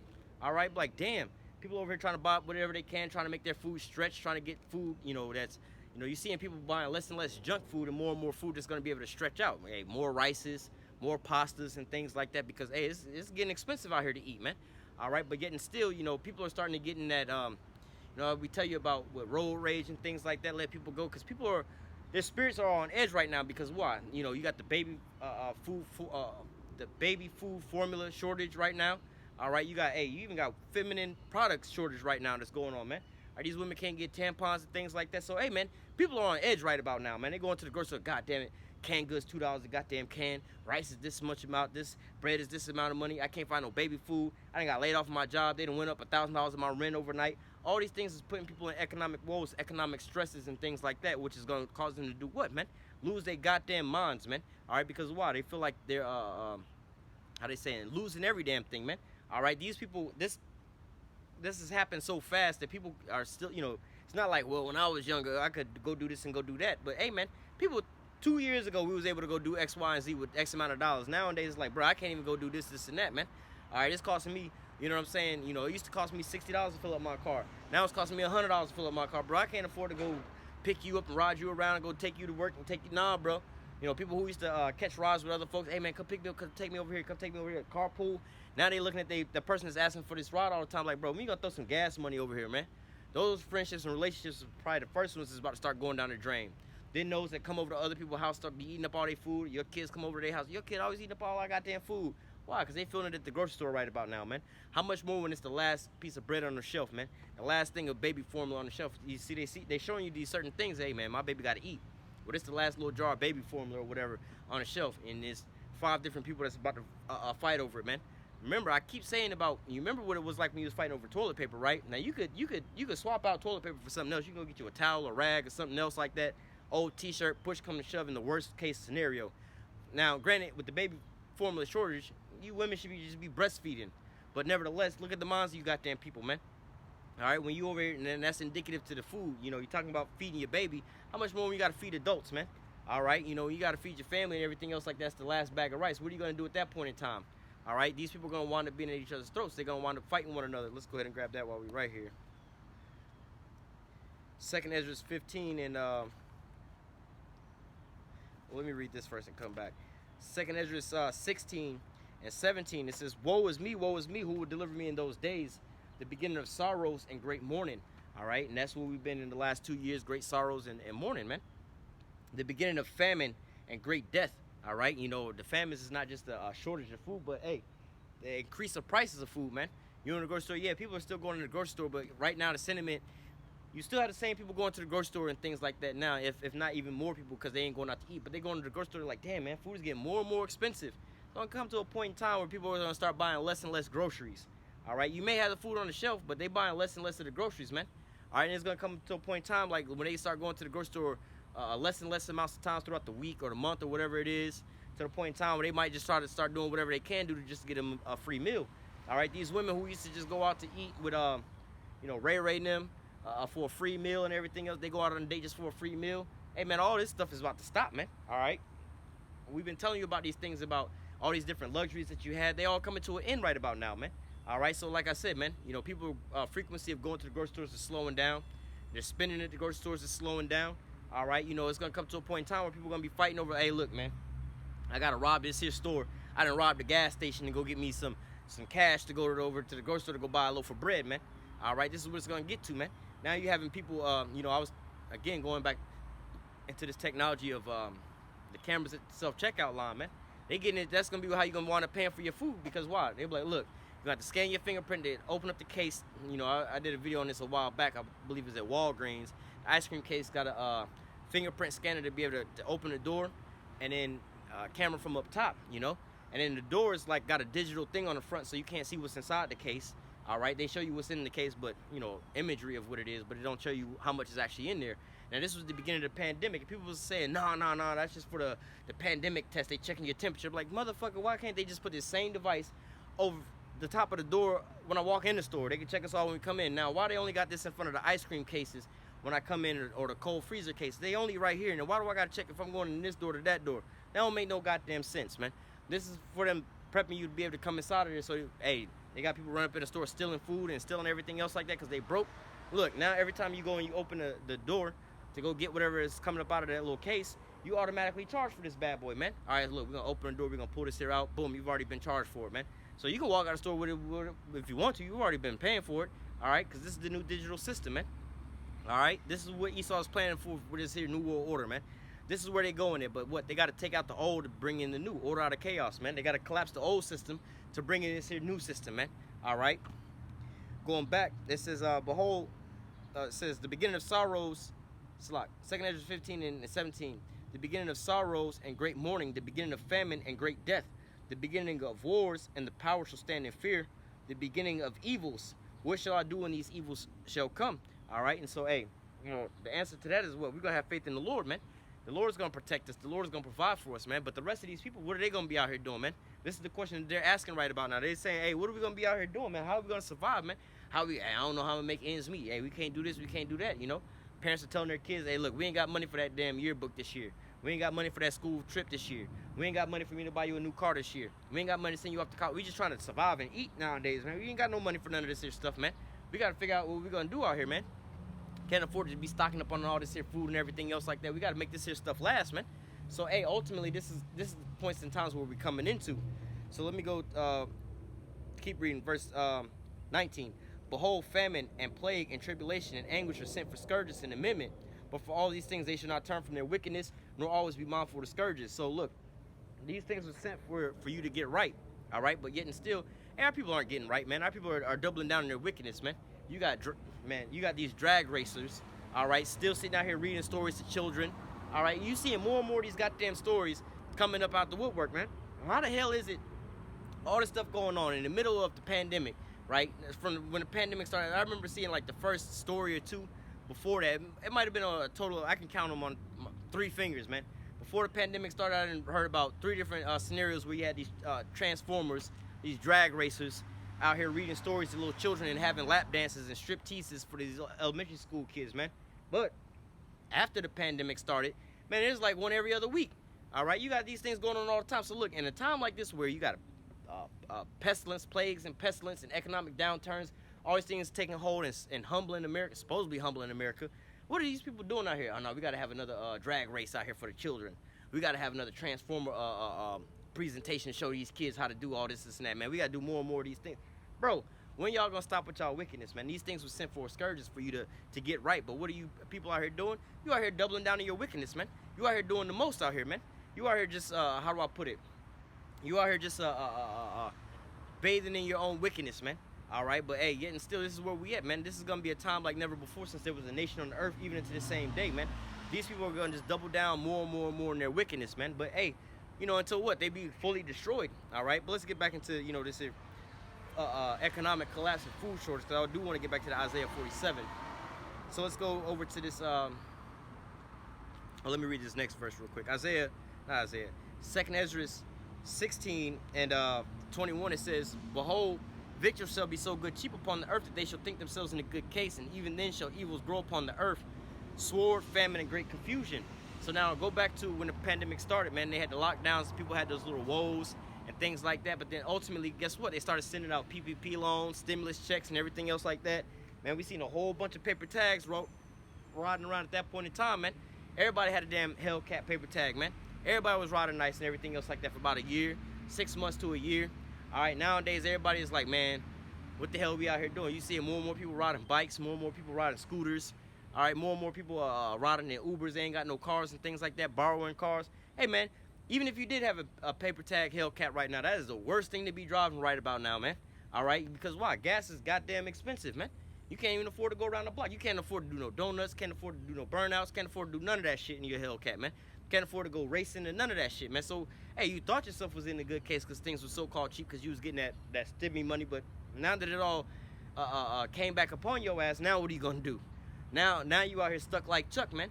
But yet and still, these people never took these things into consideration, man. All right, they was out here just living it up, man. They was living in mirth, man. Like the scripture said, it was eating and drinking and giving into marriage, just like in the days of Noah till the flood came and took them all away, man. These people still they're oblivious to these things, man. But we come out here, we warn what? The elect about these things, to turn from your wicked ways, man. Arise ye and depart from this here place. This is not our rest. This polluter is going to destroy you, man. These people are the ones being chomped down at the bit, man. Those folks that, oh shit, PPP scam time, got me a paper tag Hellcat.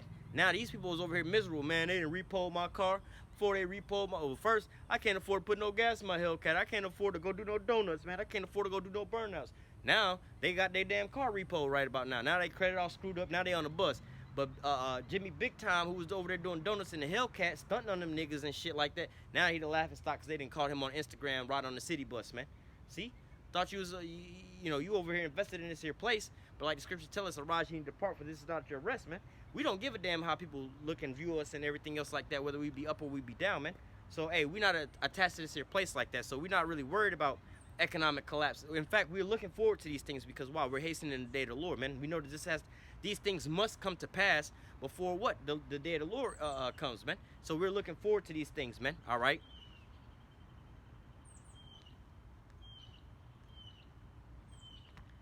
Going back, it says, 2 Ezra 16 and 22, for many of them that dwell upon the earth shall perish of famine, all right? And so, hey, you're going to have a lot of people that can't afford this here food out here. Like I said, you got more and more people becoming homeless, all right?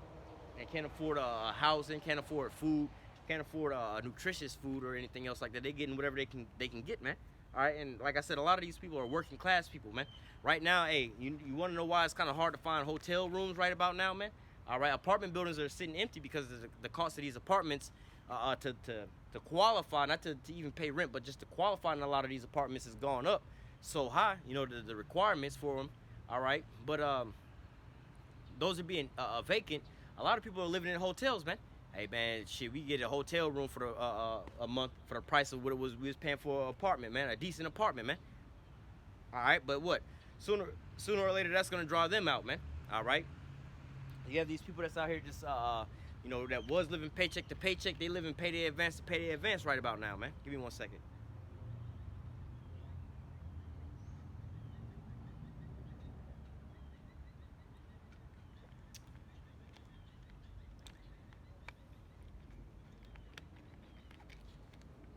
Going back, 2 Ezra 16 and 21. For many of them that dwell upon the earth shall perish of famine, and the other that escape the hunger shall the sword destroy. All right, and so, hey, you're going to have people that are, let's read it. 2 Ezra 15, and, well,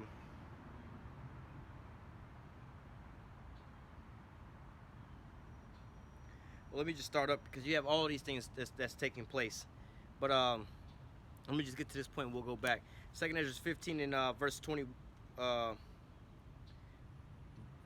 verse 19. It says, a man shall have no pity upon his neighbor, but shall destroy their houses with the sword, and shall spoil their goods because of the lack of bread and for great tribulation.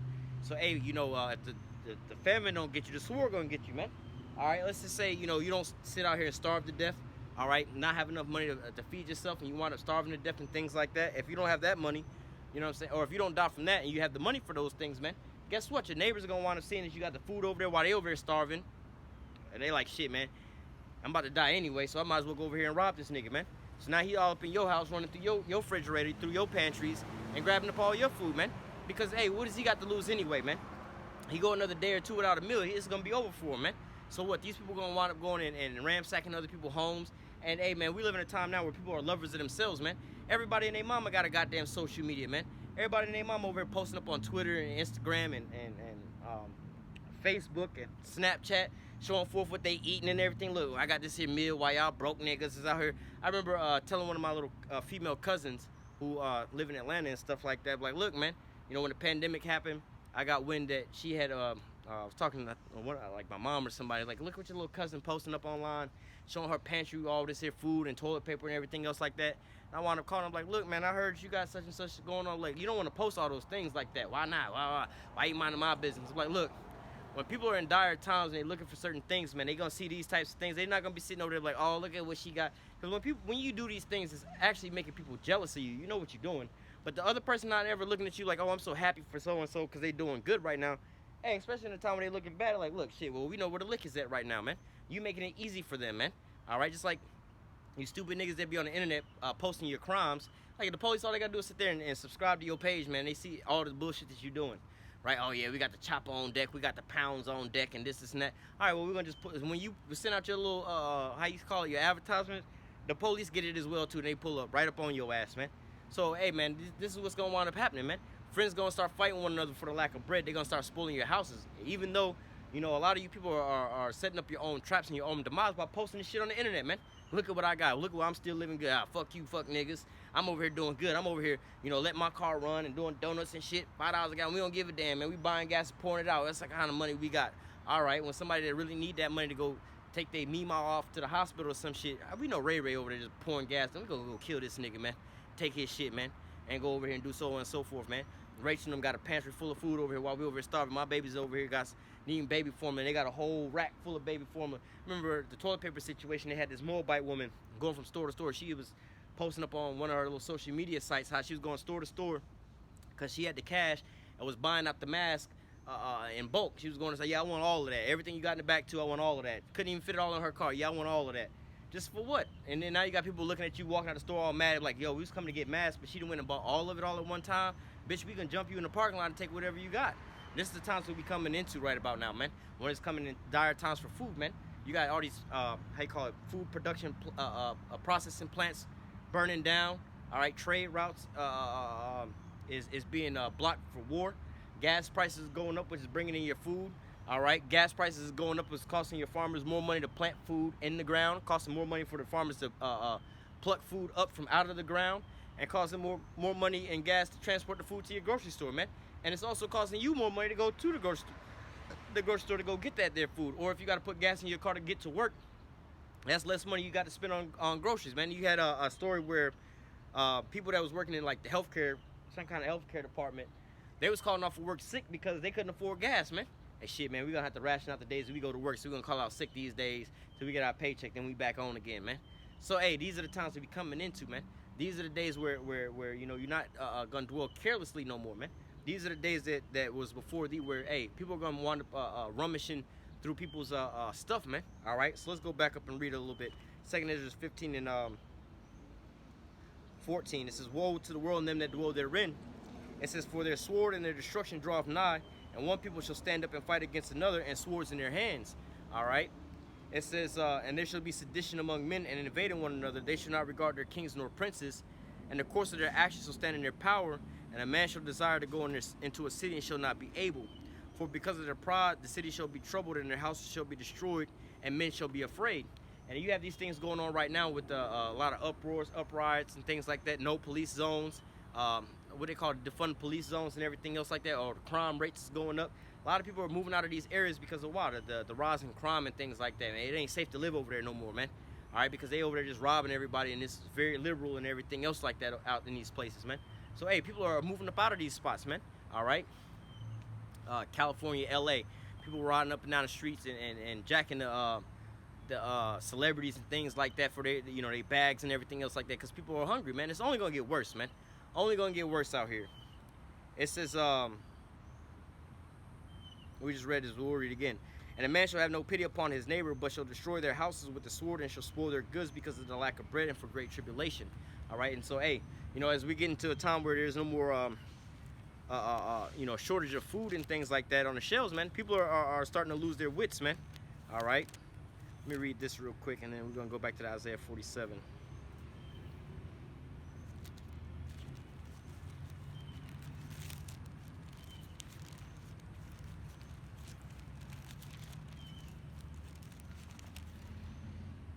All right,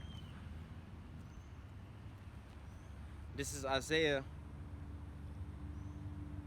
chapter 32, verse 9. It says, "Rise up, ye women that are at ease. Hear the voice, ye careless daughters, and give ear unto my speech."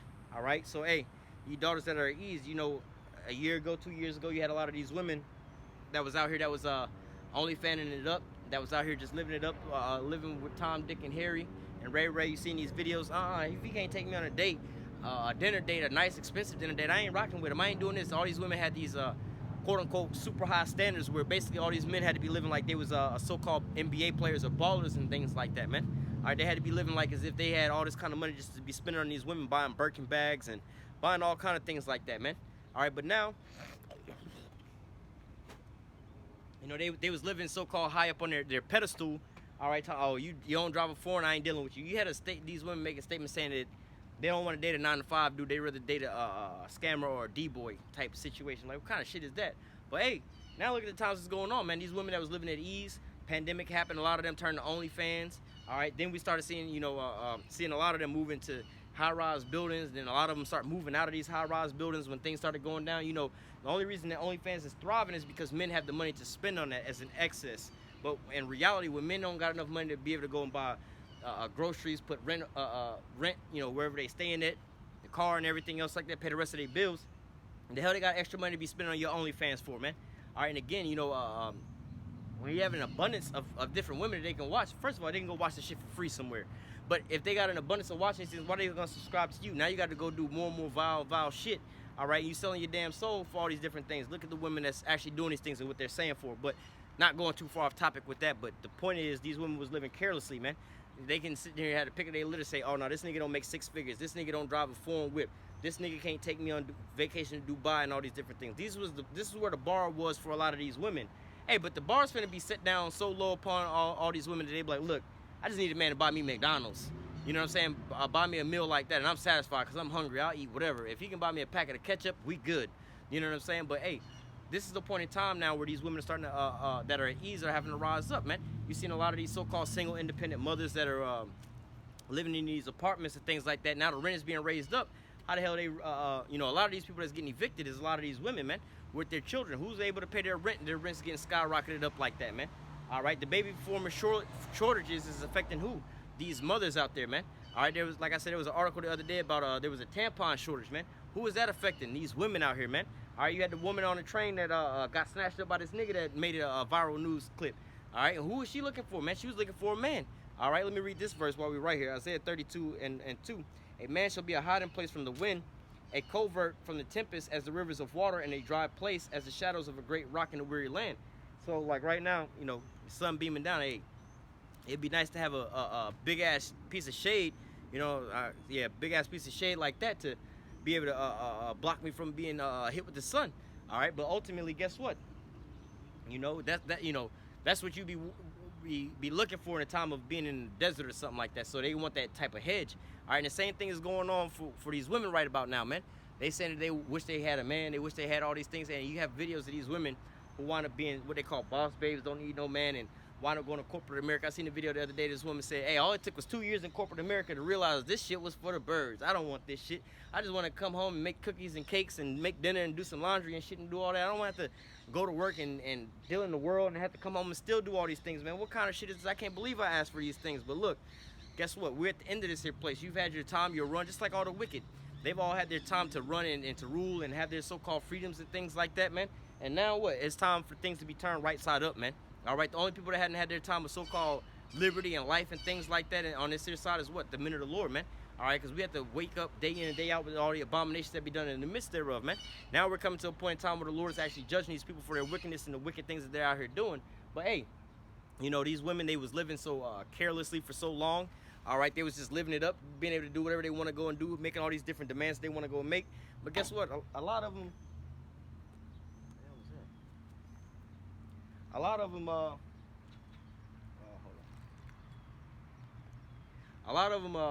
you know, they was living so-called carelessly, but now what? Things are starting to get tight around, you know, how you say, tight around the neck for them, man.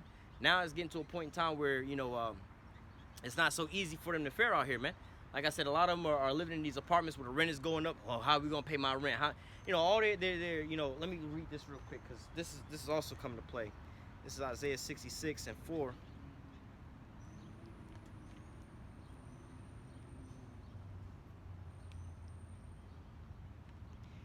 Isaiah 66 verse 4 says, I will also choose their delusions and bring their fears upon them, because when I called, none did answer, and when I spake, they did not hear, but did evil before my eyes and chose that which I delighted not. So, hey, you know, with these women talking about some they don't need no man and everything else like that, they strong, independent and everything. What do you think their biggest fears would be? The very opposite of the things that they saying, that I'm gonna need a man, and a man gonna have to tell me what to do, and I'm gonna have to be subservient to them, and this and I ain't gonna be able to provide for my child and everything. Hey, man, we're in a time now where the whole U.S. is in that predicament, man. All right, everybody is going into a global economic downturn right about now, and guess what? These women ain't exempt from these things, man. They think that they're gonna just, you know, one thing that, you know, with these women in this modern day America is lacking is what? Accountability and responsibility, man. Right now, you in a time where, hey, ain't nobody else got no time to be sitting over here being accountable for you, man. You may have had your father to be able to pay your rent at one point in time, or another man to pay your rent, pay your car note, but they can't even pay their own rent and their own car notes right about now. So what the hell they gonna pay yours for? All right, so hey, you know, you women that are at ease, man, this is the time when all your fears are about to start coming upon you, man. Now you're gonna be sitting back like, damn, man, I need a man, I need this, I need that. I thought I'd never be in this here place, man. A lot of people who always thought that, you know, let's say you balling or something like that, you looking down on everybody else, man. Glad I ain't broke, I'm glad I ain't this, and I got foreign whips and this and that. But y'all catch me dead if I had to be. Now all of a sudden you driving all these foreign whips and Rolls Royces, Maybachs and shit. Now guess what? You in a time frame where you gotta call up, hey John, bro, you think you can come pick me up and give me a ride to the post office real quick? I gotta send this here letter off. Or I need to, can you give me a ride to go to work or something like that? Like, you need a ride to go to work at McDonald's? You was the balling nigga not too long ago, man. You was riding up and down the street in your big body Benz, throwing money out the window. Now you need a ride to work. You the laughing stock of the block, man. That's this nigga's biggest fear, man. It's falling off, man.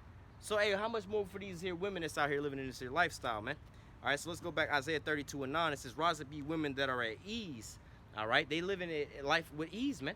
All right, you know, you talk to, well, shit, you Americans know, or you Jakes know how it is out here, man. They tell you they got governmental assistance, they got grants and loans and things like this, but really it's for the so-called, well, really the Jake woman, but the so-called black woman with her and her kids, man. All right, they say, oh, we got governmental assistance if you need it, but let a Jake man apply for it versus a Jake woman. He ain't gonna get it, or if he do get it, he only gonna get the very, not even the bare minimum. He gonna get a laughable amount. I remember one time I applied for that shit. They gave me $16 a month for food stamps, man. I was like, man, what the hell is this, man? You know what I'm saying? I can go around and ask people for more money than this shit. You know what I'm saying? Make, you know what I'm saying? Hey, bro, let me borrow $20. Somebody be more likely to give me $20 in a whole fucking month to survive off of than y'all trying to give me $16 to survive off of on food stamps, man. So, you know what I'm saying? The point is, you know, these systems are made for these here women to do what? To be able to live at ease. Section 8 housing and things like that. Man, if Jake can't afford his house, the hell what the hell you think they're going to tell him? Bro, you got to go figure it out somewhere, man.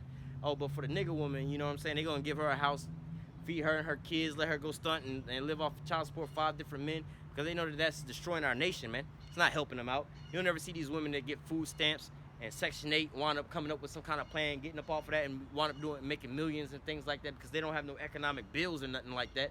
You know what I'm saying? Like, shit, month by month, all they got to do is come up with probably, let's say, less than $50 a goddamn month, man. All right, and then they can use all the other income that they making in to get up on their feet, but they don't think about those things, man. All right. Isaiah 32:9, it says, rise up, ye women that are at ease. Rise up, ye women that are at ease, ye careless daughters, and give ear unto my speech. Many days and years ye shall be troubled, ye careless women. For the vintage shall fail, and the gathering shall not come. All right, so, hey, you know, all the things that you've had coming in for a long time, you know, these governmental assistance programs and things like that, all right, man, they're going to wind up starting to cease, man.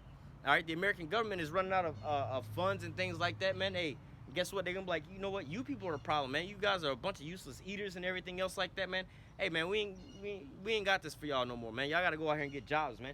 We all in financial straits. You can't eat and feed your kids. Neither can we, and we got jobs, man. So why the hell we ain't got the money for that shit no more, man? All right, so what? A lot of these, you know, these women that was living carelessly, the welfare queens, living it up and everything else like that, all these things is coming to an end for their ass right about now, man. Pookie and Ray Ray ain't even got the money to be sitting over here splurging on your ass no more, man. All right, and this is going to start driving wedges between a lot of families and things like that, man, because, hey, these women is used to a certain type of lifestyle, and now they about to have their delusions upon them, man. They ain't never really had to want for nothing, never had to sit there and think about what was going on and how we going to fare with this and how we going to fare with that. They get kicked out of one house, they know that they can get back on Section 8 and get right back into another house, all right? They know if they ain't going to ever miss a meal on something. They know if their car break down, they got some dude that's going to come fix their car, let them borrow their car, buy them a car or something else like that. But, hey, for men, you know, Jake, men, we don't have to live like nothing like that, man. We have to sit there and try to figure it out, man. But, hey, you know, this is going to be a rude awakening, a hard, you know, what they call a hard stop for women. All right, give me a second.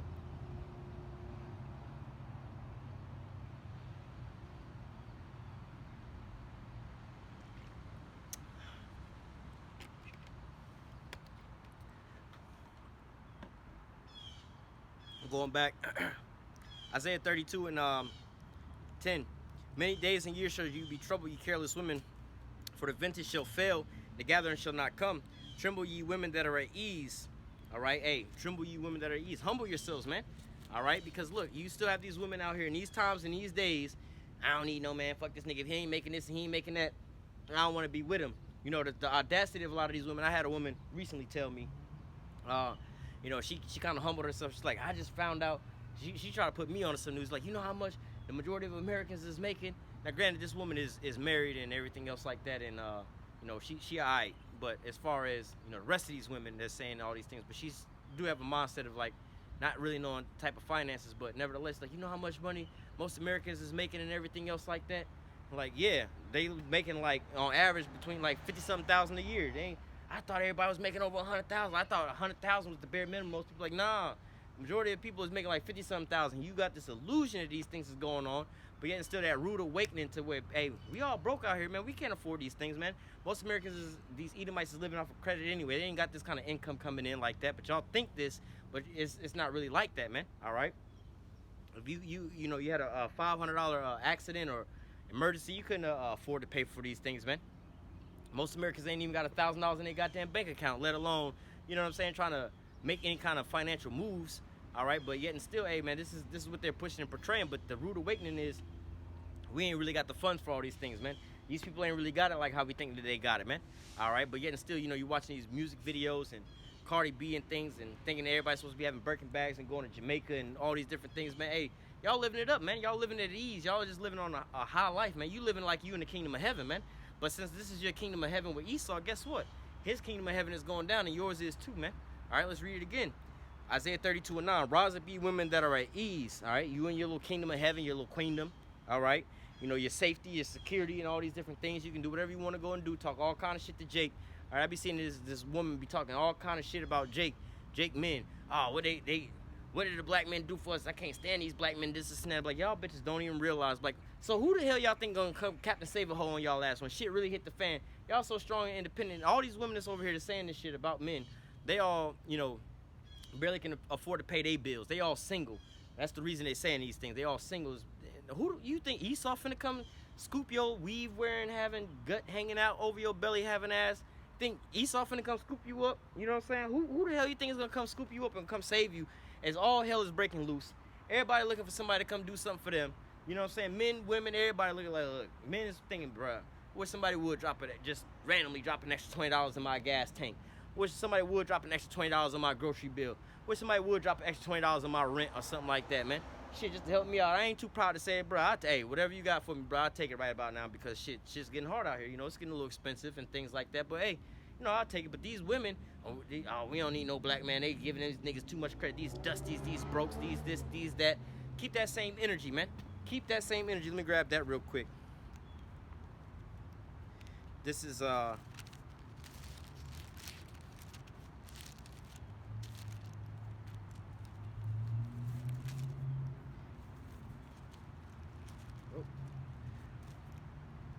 Micah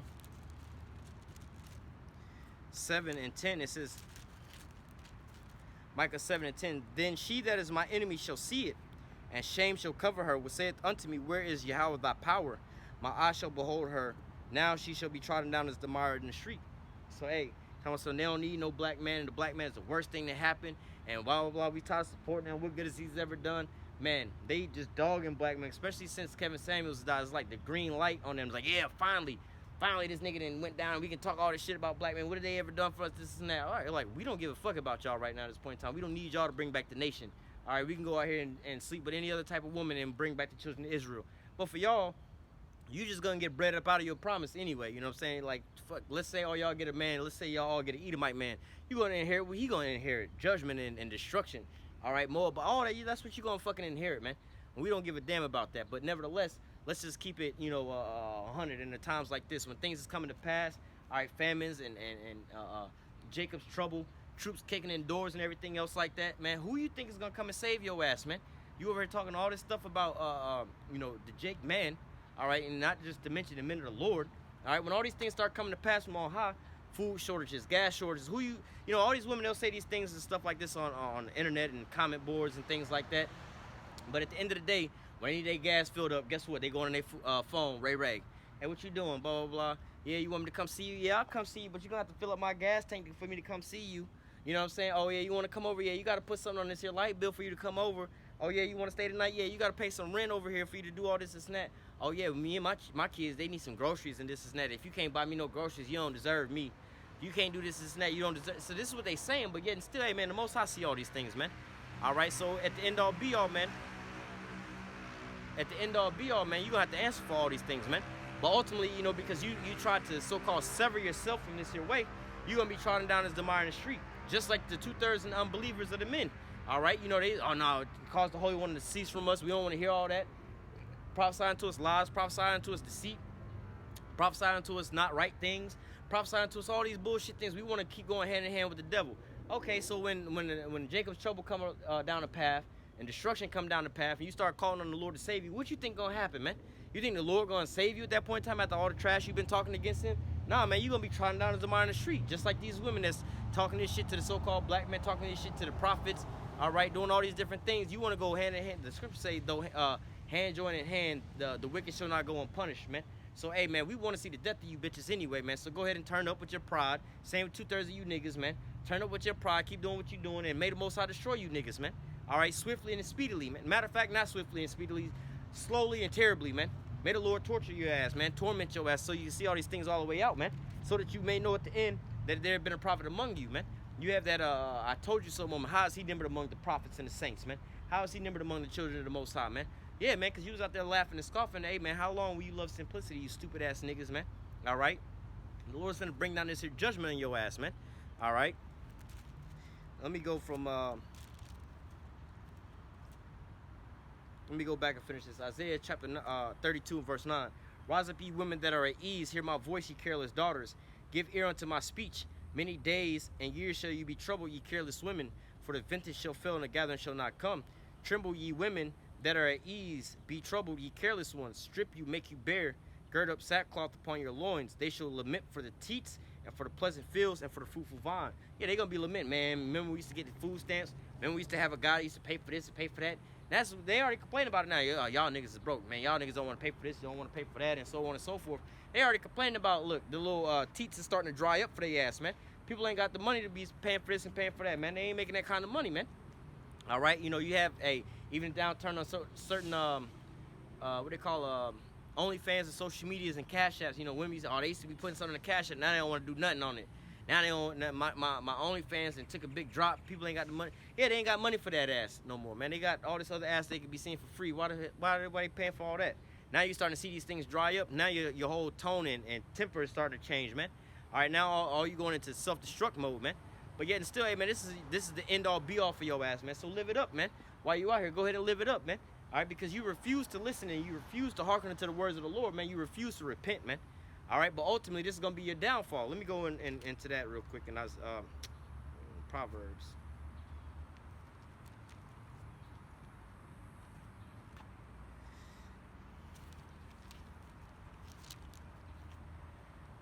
Proverbs chapter 1, verse 20.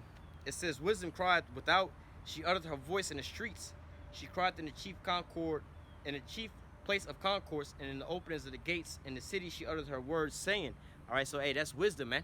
All right, but yet still, hey, our people, wisdom is far from them. They don't want to hear these things, man. They're stiff-necked, hard-headed people, man, like we've been going into all day. All right, they don't want to hear these things. And how much more these damn women, man? They want to walk around up and down the block with their pride. I don't need no man. I don't know what you talking about. I'm gonna be. And, you know, our people are so damn proud. You know, like let's say you talk to the young boys, tell them not to be rappers and things like that. Look at all the rappers that was before you, man. Ain't none of them really made it out on top, man. And they want to be a drug dealer. Look at all the drug dealers that was before you. None of them made it out on top. I'm going to be that one case. I'm going to be the one case that's going to make it. I'm going to be the nigga, man. I'm going to be that. You going to see, man. I'm going to be the only one that's going to make it out of here alive and not in jail. And I'm going to make it out. I'm going to be this and I'm going to be that. All right, bro. Everybody else before you, they undefeated. Undefeated. You think you that special? You know what I'm saying? The women. Oh, no. You know, you can't do this, can't do that, and whoop, and then try to secure you this type of man and so on and so forth. Who says I can't do this, have my career and all these things and working this and that, put off marriage and then be happy? Well, who says all this? Well, look at the track record. Ain't none of them happy. You know what I'm saying? Try to figure out what's really gonna bring you happiness. You know, track record ain't looking good, man. But we got a stiff-necked, hard-headed people, man. How long will you simple ones love simplicity, man? All right. How long you gonna sit there and listen to true wisdom and walk right on past it, man? It's obvious. Like, look, man. The Grand Canyon is so wide, nobody can just run and jump across that bad boy on their own, man. It's too wide, man. 1 billion people have tried it, and 1 billion people have failed. You think you're the only one that's gonna make it across, bro?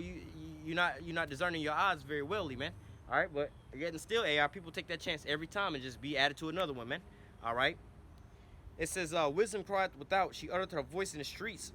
She cried in the chief place of concourse, and in the openings of the gate. In the city she uttered her words, saying. How long, ye simple ones, will you love simplicity, and scorners delight in their scorning, and fools hate knowledge? All right, how long will our people hate knowledge? And the knowledge of the truth, man, not just regular knowledge, because we can go teach our people how to scam. Hey, man, this how you go, this how you be a scammer. This how you do credit card scams. This how you go do this. This how you go do that. Let me teach you how to be a scammer. And they sitting at your feet all day taking notes diligently, man. All right, hey, how get more views on my OnlyFans? Oh, they gonna sit there and watch that video 1 billion times, man. Take notes, man. Download that bad boy, man. Study it, reverse it, and everything else like that. Put it in slow motion. Keep watching it, man. But you teach them about the truth, man. It's far from them, man. Hey, make the Holy One of Israel cease from before us, man. We don't want to hear all of this, man. All right, bro, we got better things to do. All right. Proverbs 1 and 22. It says, "How long, you simple ones, will you love simplicity, and scorners hate?" How long, you simples, when you love simplicity, and scorners delight in their scorning, and fools hate knowledge? Turn you at my reproof. Behold, I will pour out my spirit upon you. I will make known my words unto you. And how did the Lord make known his words unto us, man? Through his prophets, man. All right? The Lord will do nothing but reveal his secrets unto his servants, the prophets, man. And so now the prophets are out here on the highways and the byways letting you know the right way of doing things, letting you know how to repent, man, letting you know what's coming to pass, warning you of the things that's coming down the pipeline, man. But yet our people, they hate knowledge, man. They hate the knowledge of the Lord, man. They hate hearing these things. So guess what? They're gonna have to, like the scripture say, man, I don't want to butcher it. 2nd Ezra chapter 9 and verse 9. It says, "Then shall they be in a pitiful case, which now have abused my ways, and they have cast them away despitefully in their torments." All right, they have abusing the ways of the Lord, man. We don't want to hear all that, man. Hey, keep that away from me. We don't want to, bro. We ain't got time for that, man. So they're abusing the ways of the Lord, man. They skip right on past the videos. They'll go and watch some other bullshit, but they skip past the videos, man. All right. "For such in their life have received benefits and have not known me." So hey, you know, and a lot of our people, especially our women, you know, receiving these benefits and things like that, actual physical benefits as far as living high and mighty in this here lifestyle and everything else like that, but even the spiritual benefits of, you know, having the men of the Lord in your family right there around you to always ask questions to, man. All right, where some people that, you know, they watch on the YouTube, or maybe they see you walking by, or maybe they work across the street from where you're preaching it, and they see you out the window, don't have quite the benefit to come up and talk to you and ask you questions. But you got folks that's in your household, your family, you know, for the men of the Lord, you know, your wives, your sons, your daughters, your cousins, nieces, nephews, parents, and things like that. They see you in the household, man. They can ask you all these questions. Co-workers, man. You see Jake at the job every damn day. He'll talk about, "Oh, you seen the game last night, bro? You seen this?" And talk about that for hours on end, but won't ask you nothing about the scriptures, man. All right, you have the benefits, but yet you've abused the ways, man. All right. It says, "Then shall they be in a pitiful case which now have abused my ways, and they that had cast them away despitefully shall dwell in torments. For such in their life have received benefits and have not known me. And they that have loathed my law while they had yet liberty, and when yet the place of repentance was open unto them, understood not, but despised it." So, hey, when the place of repentance was open, you understood not, but you despised it, man. Bro, I don't want to hear all that, bro. That ain't what I need to hear right now. But, bro, repentance is right there beside you, man, and you don't want to hear it, man. What do you mean you don't want to hear repentance? You don't want to hear what you need to do for repentance, man. And it's so easy. It's right there. All you had to do was hearken. All you had to do was listen, man. You don't got to jump through no loops. You ain't got to go do this. You ain't got to go do that. Hey, man, you want to be a famous rapper, man. You got to get you some kind of bars up. They tell you nowadays, man, you got to have a social media following, man. So you got to go get you some kind of songs or whatever on the internet. You got to get you 1 billion views. You got to get all these eyes on you, comments on you, interactions with you. You know what I'm saying? You got to book your own shows. Then at the end all be all, you got to go in that little room with them little small hats. All right, you got to bend on over on the couch, man. Get on the casting couch and do whatever they tell you to do. All right, they got to turn your ass out just for you to have an opportunity to put a song on the radio or something like that, man. All right, just for you to get a little bit of money that they're gonna take away in anyway, man. All right, but hey, for you to come to the Lord, the only thing you got to pay for that is what? Attention, man. Just hearken, listen. All right, but yeah, it's too much for our people to do, man. All right, they're not spiritually disciplined for these things, man. They're how I say, they're living after the flesh. They feed the flesh day in and day out, man. They have no no real discipline, man. All right, but yet and still, hey, man, they loathe the way of the Lord, man. All right, it's far from them, man. They don't want to repent and turn back from their evil ways. It says, "For such as in their life have received benefits and have not known me, and they that have loathed my law while they yet had liberty, and when yet the place of repentance was open unto them, understood not, but despised it. The same must know it after death by pain." Because that's like a hard-headed ass nigga, man. We just read about these women, man. When they had the man of the Lord in the household telling them certain things, look, you need to put some clothes on, you don't need to be dressing like that. All right, it's these men out here, they might snatch your ass up. They might do certain things unto you and everything else like that. Hey, don't go get no OnlyFans because it's going to ruin your life and everything else like that. And all of a sudden, I don't need you to be telling me what to do and so on and so forth. Prime example, the woman on the train, she gets snatched up. You know what I'm saying? Let's say you're a woman outside in the middle of the night on a train with some booty shorts on, titties and ass hanging all out. And so other men on the train and shit like that. But guess what? Some nigga done snatched you up on a train. And she looking at these men. They help me, help me, help me. What do you think is going on in the back of her mind? Oh, man, I need a man to help me. All right, but she is ringing in her head. She kept telling you she don't need no man. You ain't my man. You don't tell me what to do. I don't need no man to tell me what to do, and so on and so forth. That's ringing in the back of her mind, man. All right, so now, hey, now you have to learn after death by pain. All right, you're going to be pricked there with the words of the prophet. Then you're going to know a prophet have been among you, because now that's what's ringing in the back of your mind. When you can't afford to pay your rent and everything else like that, things is coming down. You can't shake your ass and your OnlyFans is drying up. You didn't put these here videos out. Now you got to go back and go get a regular ass job. They looking into your background and everything, and you keep popping up that you had OnlyFans. Nobody want to hire your ass. Now what? Now you resulted to being a streetwalker and selling that box on the streets and things like that, man. Don't nobody want that old used up box now. All right, you thought, oh, I'm gonna go on OnlyFans, make some money, this and that. Granted, you done did a couple videos and you got a total of 10 views, but it's already out there now, man. All right, now you tarnished and everything else is harmed. So you have to learn that to death by pain. All right, our people, they ain't gonna never learn, man. All right, but yet and still, hey, the Most High is gonna mock when your calamities come. So let's get back to that. In Proverbs chapter 1 and 22, it says, "How long, ye simple ones, will you love simplicity, and scorners delight in their scorning, and fools hate knowledge? Turn you at my reproof." This is, "How long, ye simple ones, will you love simplicity, and you scorners delight in scorning, and fools hate knowledge." Hey, because they like talking shit. They like scorning. They like, well, what if this? What if that? What if you always got an excuse, man? Well, what if this happened? What if that happened? Well, what if it don't happen?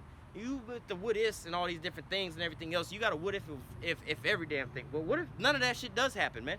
You know what I'm saying? Like, you know, what if you had that same type of that same type of mindset when going to go apply for a job? Well, I was going to apply for this here job, but if I do get the job, what if I don't know how to do the job and then they fire me? Or what if I get the job and they fire me anyway? What if I get the job and they hire somebody else at a cheaper price to do the job before me and then they fire me? What if they apply for this job and I go get the uniform and then I get fired and I done spend money on the uniform and then I can't go? What if bro, if that's the case, you might as well not get no kind of job, because all those things can happen at any job. But a lot of the times, you know, things work out for a while and then you go and get another job and just keep it fucking moving, man. But if you got that what if spirit, like, you know what I'm saying? What if I get in the car and then I get in a car accident? What if somebody else hit me? What if I run out of gas? What if I get pulled over? What if a tree fall out the sky and hit me? And bro, then stay your ass at home for all of that, man. There's a lot of what ifs that could happen, but what if it don't happen? You're going to get to your destination, you're going to make it back home, man. All right? Proverbs 1 and 22, it says, "How long, ye simple ones, will you love simplicity, and scorners delight in scorning, and fools hate knowledge? Turn you at my reproof. Behold, I will pour out my spirit upon you, and I will make known my words unto you." All right? Through what? The spirit of the prophets, man. The mouths of the prophets. "Because I have called and you refuse, and I have stretched out my hand, and no man regardeth." And again, how's the Lord stretching out his hand? Through his servants, the prophets, man. The prophets out on the highways and the byways, sitting, putting up these here videos, stretching out the hand. Hey, look, man, return, repent.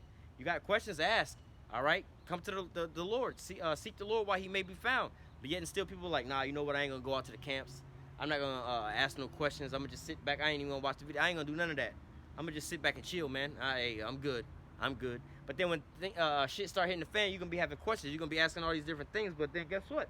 You got a famine of the word that's coming down the pipeline, man. Then it's going to be too late for you to ask questions, man. Then it's going to be, you know, these women that's been bypassing the men of the Lord for so long and everything else like that, for the Ray Rays and the Pookies and things like that, getting ran through and tore down and getting all these other spirits put onto them. All right, when you, in that point in time, you try to come up on a man of the Lord ain't going to want you. Nah, you got too many demons on you. Nah, you can't rock with me. You got this and that going on, so this ain't going to work out. So, hey, all these things are going to come back to bite you in the ass. That's why the scripture said, then you're going to learn after death by pain. You're going to find out the hard way, man. All right? It says, "Because I have called and you have refused, and I have stretched out my hand, and no man regarded. But ye have said it not all my counsel, and with none of my reproof." All right? So you didn't want to hear what the Lord had to say, man. It says, "But you have said it not all my counsel, and with none of my reproof." You kept, every time the Lord told you something through a man of the Lord, guess what wound up happening? You ignored it. You put it off to the side. You kept putting things off, man. All right, putting off from day to day, seeking the Lord. It says, "But ye have said it not all my counsel, and with none of my reproof. I also will laugh at your calamity. I will mock when your fear cometh." All right, and so, hey, the Lord's going to do this through what? The men of the Lord, man. We seeing these things starting to happen right now. These women that's out here, I don't need no man and this and that. I remember I had a great laugh, and I keep bringing this up. The woman on the train, man. All right, I don't know her personally. I don't know what the hell she was going through, but I guarantee at a point in time in her life, she said, I don't need no man. I don't need this. I don't need that. So on and so forth. Because she was really in that spirit. She would have had a man with her at the point in time when she was out there, man. All right, but the newscaster said it for her. What was all these cowardly men doing while they were sitting around? Or they was reflecting back on all these strong, independent women that was saying they don't need no man. All right, well, you don't need no man. I was trying to be in your goddamn life. I was trying to support you, trying to do all these things, but you didn't want me. So guess what? I'm going to give you exactly what you want. You don't need no man. You don't need us doing nothing for you. I'm going to just sit back and relax and watch your ass get him the fuck up. Now you're going to talk shit about me, but you ain't going to say nothing about these strong, independent women that don't need men. You was pushing that agenda beforehand. So now I'm going to just sit back and laugh when all your calamities come upon you, man. All right, because if that was a man that was sitting there, that man would have had to sit there and realize, if I try to snatch this nigga up, there might be some repercussions. This nigga might fight me. This nigga might hurt me. He might kill me. Something might happen. When you see a woman, it ain't thinking no shit like that's gonna happen. Like, oh, it's just a woman, man. And we're gonna come to her aid. Look at the times that we living in right now. You got another dude who was walking around in Vegas, talking shit to women or whatever, and then spraying their ass with mace and everything else like that. Now, granted, that's some cowardly shit to do, but yet and still, you know, you seeing some of the videos when the women going up and trying to hit the dude and everything else like that, then all of a sudden he going to spray their ass. Like, well, you shouldn't have been trying to put your hands on this man. Yeah, he bugged out talking shit. Just leave that nigga alone. Just keep it moving. But you want to go over there and try to help your friend and be all superwoman and strike at this man. He just sprayed you with some goddamn roach spray. Now your ass is scattering like some cockroaches, man. What's going on? Then they interview him. I didn't think he would have did that. Yeah, but we coming into those times where the love of many is waxing cold, man. So now, you know, you be, and he said the worst part about it is he's YouTubing and putting up videos. Yeah, for the men of the Lord to sit there, see these videos and laugh and scoff at your ass, man. All right, because believe it, no, you know, like the scripture say, whoever perished being innocent. So whoever's going to go through any of these things being innocent, who's ever catching any of these judgments being innocent, man. They've all went through things. This is their judgment now. All these things are coming down upon them as judgment. So, hey, we see them and we laugh when these things come, man. All right? It says, Proverbs 1 and 26. I also will laugh at your calamities. I will mock when your fear cometh. When your fear cometh as a desolation and your destruction cometh as a whirlwind. All right? When distress and anguish cometh upon you. So when it's starting to sweep your ass up like a tornado or a hurricane, like it's all over your ass, man. Hey, that's when it's gonna be funny, man. Yeah, you got things going on all over you, you know, from every situation, man. And again, the girl on the train, man. You know what I'm saying? Like, look, she getting snatched up. She don't know what to do. Can't call. If she calls for help, ain't nobody saving her ass. Like, well, what you gonna do, man? It's all over your ass at this point in time, man. The baby formula shortages is going on. These women are so damn brainwashed in this society. They don't even know to breastfeed their damn babies. They losing their mind and all these different things is going on. Hey, they bugged out, man. All right, the tampon shortage and things like that. Oh, I don't need no man. I don't need this and that. Who do you think is over there producing all these things for you to have these luxuries and things like that, man? All right, who do you think is giving you all these here benefits and things like that? Oh, I don't need no man. Now the government starts shutting your ass down and these minutes out here paying taxes to pay for your things. Who the hell you think is giving you all these things, man? When these things all dry up, you're going to instantly revert back to your feminine state, man. Instantly, in a moment, you're going to be like, damn, I need to be humble, man. Just like it's the same exact thing when people say, oh, they don't believe in God, they don't believe in this, they don't believe in that. Then they get mangled up into a car accident, they get mangled up into a situation and everything else like that. The first thing that they do is somebody pray for me, man. They turn back to religious. Oh, my baby all dying or mangled up. And y'all pray for little Ray, little Pookie, and this. That's the first thing they do. Oh, God, help me. First thing they do is they revert back to having some type of religious sense, man. All right, but hey, the same thing is coming for you women, man. Hey, but what? We're going to be mocking and laughing when your calamities come upon you, man. And you niggas out here, man. All right. Proverbs 1 and 26. I also will laugh at your calamities. I will mock when your fear cometh. When your fear and desolation cometh as a fear and desolation. When your fear cometh as a desolation and your destruction cometh as a whirlwind. When distress and anguish cometh upon you. Then shall they call upon me, but I will not answer. They shall seek me early, but they shall not find me. So like I said, hey, everybody becomes so-called religious when that calamity come down upon their ass, man. Oh, God, help me. Oh, God, y'all pray for me. Oh, God, what this and that. Oh, God, please, God, please. Hey, but at that point in time, it's too late, man. Same is going to happen with these women. When those calamities start coming upon you in the grocery store, you feeling like you safe, ass cheeks hanging all out, and it's that last bag of rice, and you got Big Tank over there about to grab that bag of rice, and you're like, nah, bitch, rip off my rice. Oh, I'm sorry, somebody help, screaming all help and everything. Hey, but at that point in time, hey, you just attracted more attention for your ass. He's trying to steal the last bag of rice. Oh, they got rice over there? Shit, we about to try to take out little Keisha and Big Tank over here for this bag of rice, man. What the fuck wrong with you? He more of a threat than you of a threat, bitch. I'm about to get this rice and be out of here for my damn self. But these are the times we be coming in, man. The love of many is waxing cold, man. All right? It says, verse 28, then shall they call upon me, but I will not answer. Then shall they seek me early, but they shall not find me. For they hated knowledge and did not choose the fear of the Lord. They would none of my counsel. They despised all my reproof. So, hey, they didn't want to hear what the Lord had to say. They despised all the, how you say, the reproof, but all the instructions, all the advice that the Lord gave. They don't want to hear none of those things, man. So, guess what? Now it's the time for them to be feeling the pain. Therefore shall they eat of the fruit of their own ways and shall be filled with their own devices. So, like, I go back to the woman on the train. All right? So, you didn't want to, you say you ain't need no man? All right, go ahead and defend yourself against this little soft-ass effeminate man. How much more a manly man that you'd have to defend yourself from? What if you want to take that box? Right now, he's just being a damn demon. Just want to rouse you up a little bit, rattle your cage a little bit. That's all he really wanted to do. You know, just put a little fear inside of you. But what happens when Big Ray Ray get up out of jail, ain't got no boxing in a while, and he decide, you know, he just been in jail pumping weights all goddamn day, waiting to get the fuck up out of jail. When Ray Ray that you done put in jail for not paying child support and everything, when he get out, what you think he finna do to your ass, man? What do you think is gonna happen at that point in time, man? You know what I'm saying? These women is over here brainwashed to listening to this here pseudoscience and everything else like that. Oh, breastfeeding is bad for the kids and everything. All right, well, shit, you ain't got no baby formula. We'll see what happens. See what happens with you and your child because you refuse to breastfeed your child because you believe in this here shit. You're going to be filled with your own devices. You're going to be filled with your own ways of being. You're going to be filled with your own, you know, your own, like the scriptures say, wisdom and knowledge should be the stability of thy time. You over here trusting in wickedness. You trusting in the enemy, man. So, hey, man, they'll have you believing that, oh, this is dangerous to me. I shouldn't be doing this. It's like, bro, they telling you that so they can keep the resources for themselves. Ain't nothing wrong with that goddamn water, man. Drink that water. Drink the breast milk, man. They just telling you that so they can say this here formula and shit like that and control you this here type of way. But this is what you got going on nowadays, man. All right. It says, verse 31, therefore shall they eat of the fruit of their own ways and be filled with their own device. For the turning away of the simple shall slay them, and the prosperity of fools shall destroy them. So, like I said, they telling you these ideologies for their own benefit, but it's only destroying you. All right, they sold you down the road with feminism because, oh, it's destroying the family household, create more and more workers out here so they can get more and more money up out of here. But look, at the end all be all, these women say, hey, they don't need no man. They want to go into the working class for their own self and everything else like that. All right, well, now we got more people paying taxes. They don't need no man. And so now when things come to pass, ain't nobody going to be there to defend their ass. These is easier targets to just roll over with, man. All right, and men who don't have a family or anybody to defend like that, they ain't really, you know, men get more of a, more of a quote-unquote toughness if they know they got to defend somebody like their children, man. You can have a regular man that ain't got no wife and no kids and nothing like that, and you try to roll over on his ass. I mean, he might put up a fight. He more than likely will put up a fight. But that man will have that much more, like 10 times more strength and that much more of a desire to fight if he's trying to protect his wife and his kids, man. So, hey, when you destroy all these things, man, now you got a softer target to hit, man. You know, Esau's about to come down with a great wrath because he knows he had but a short time. This is all the devices he didn't fed you with, man. And now this is all going to be part of your demise, all right? It says, for turning away the simple shall slay them, and the prosperity of fools shall destroy them.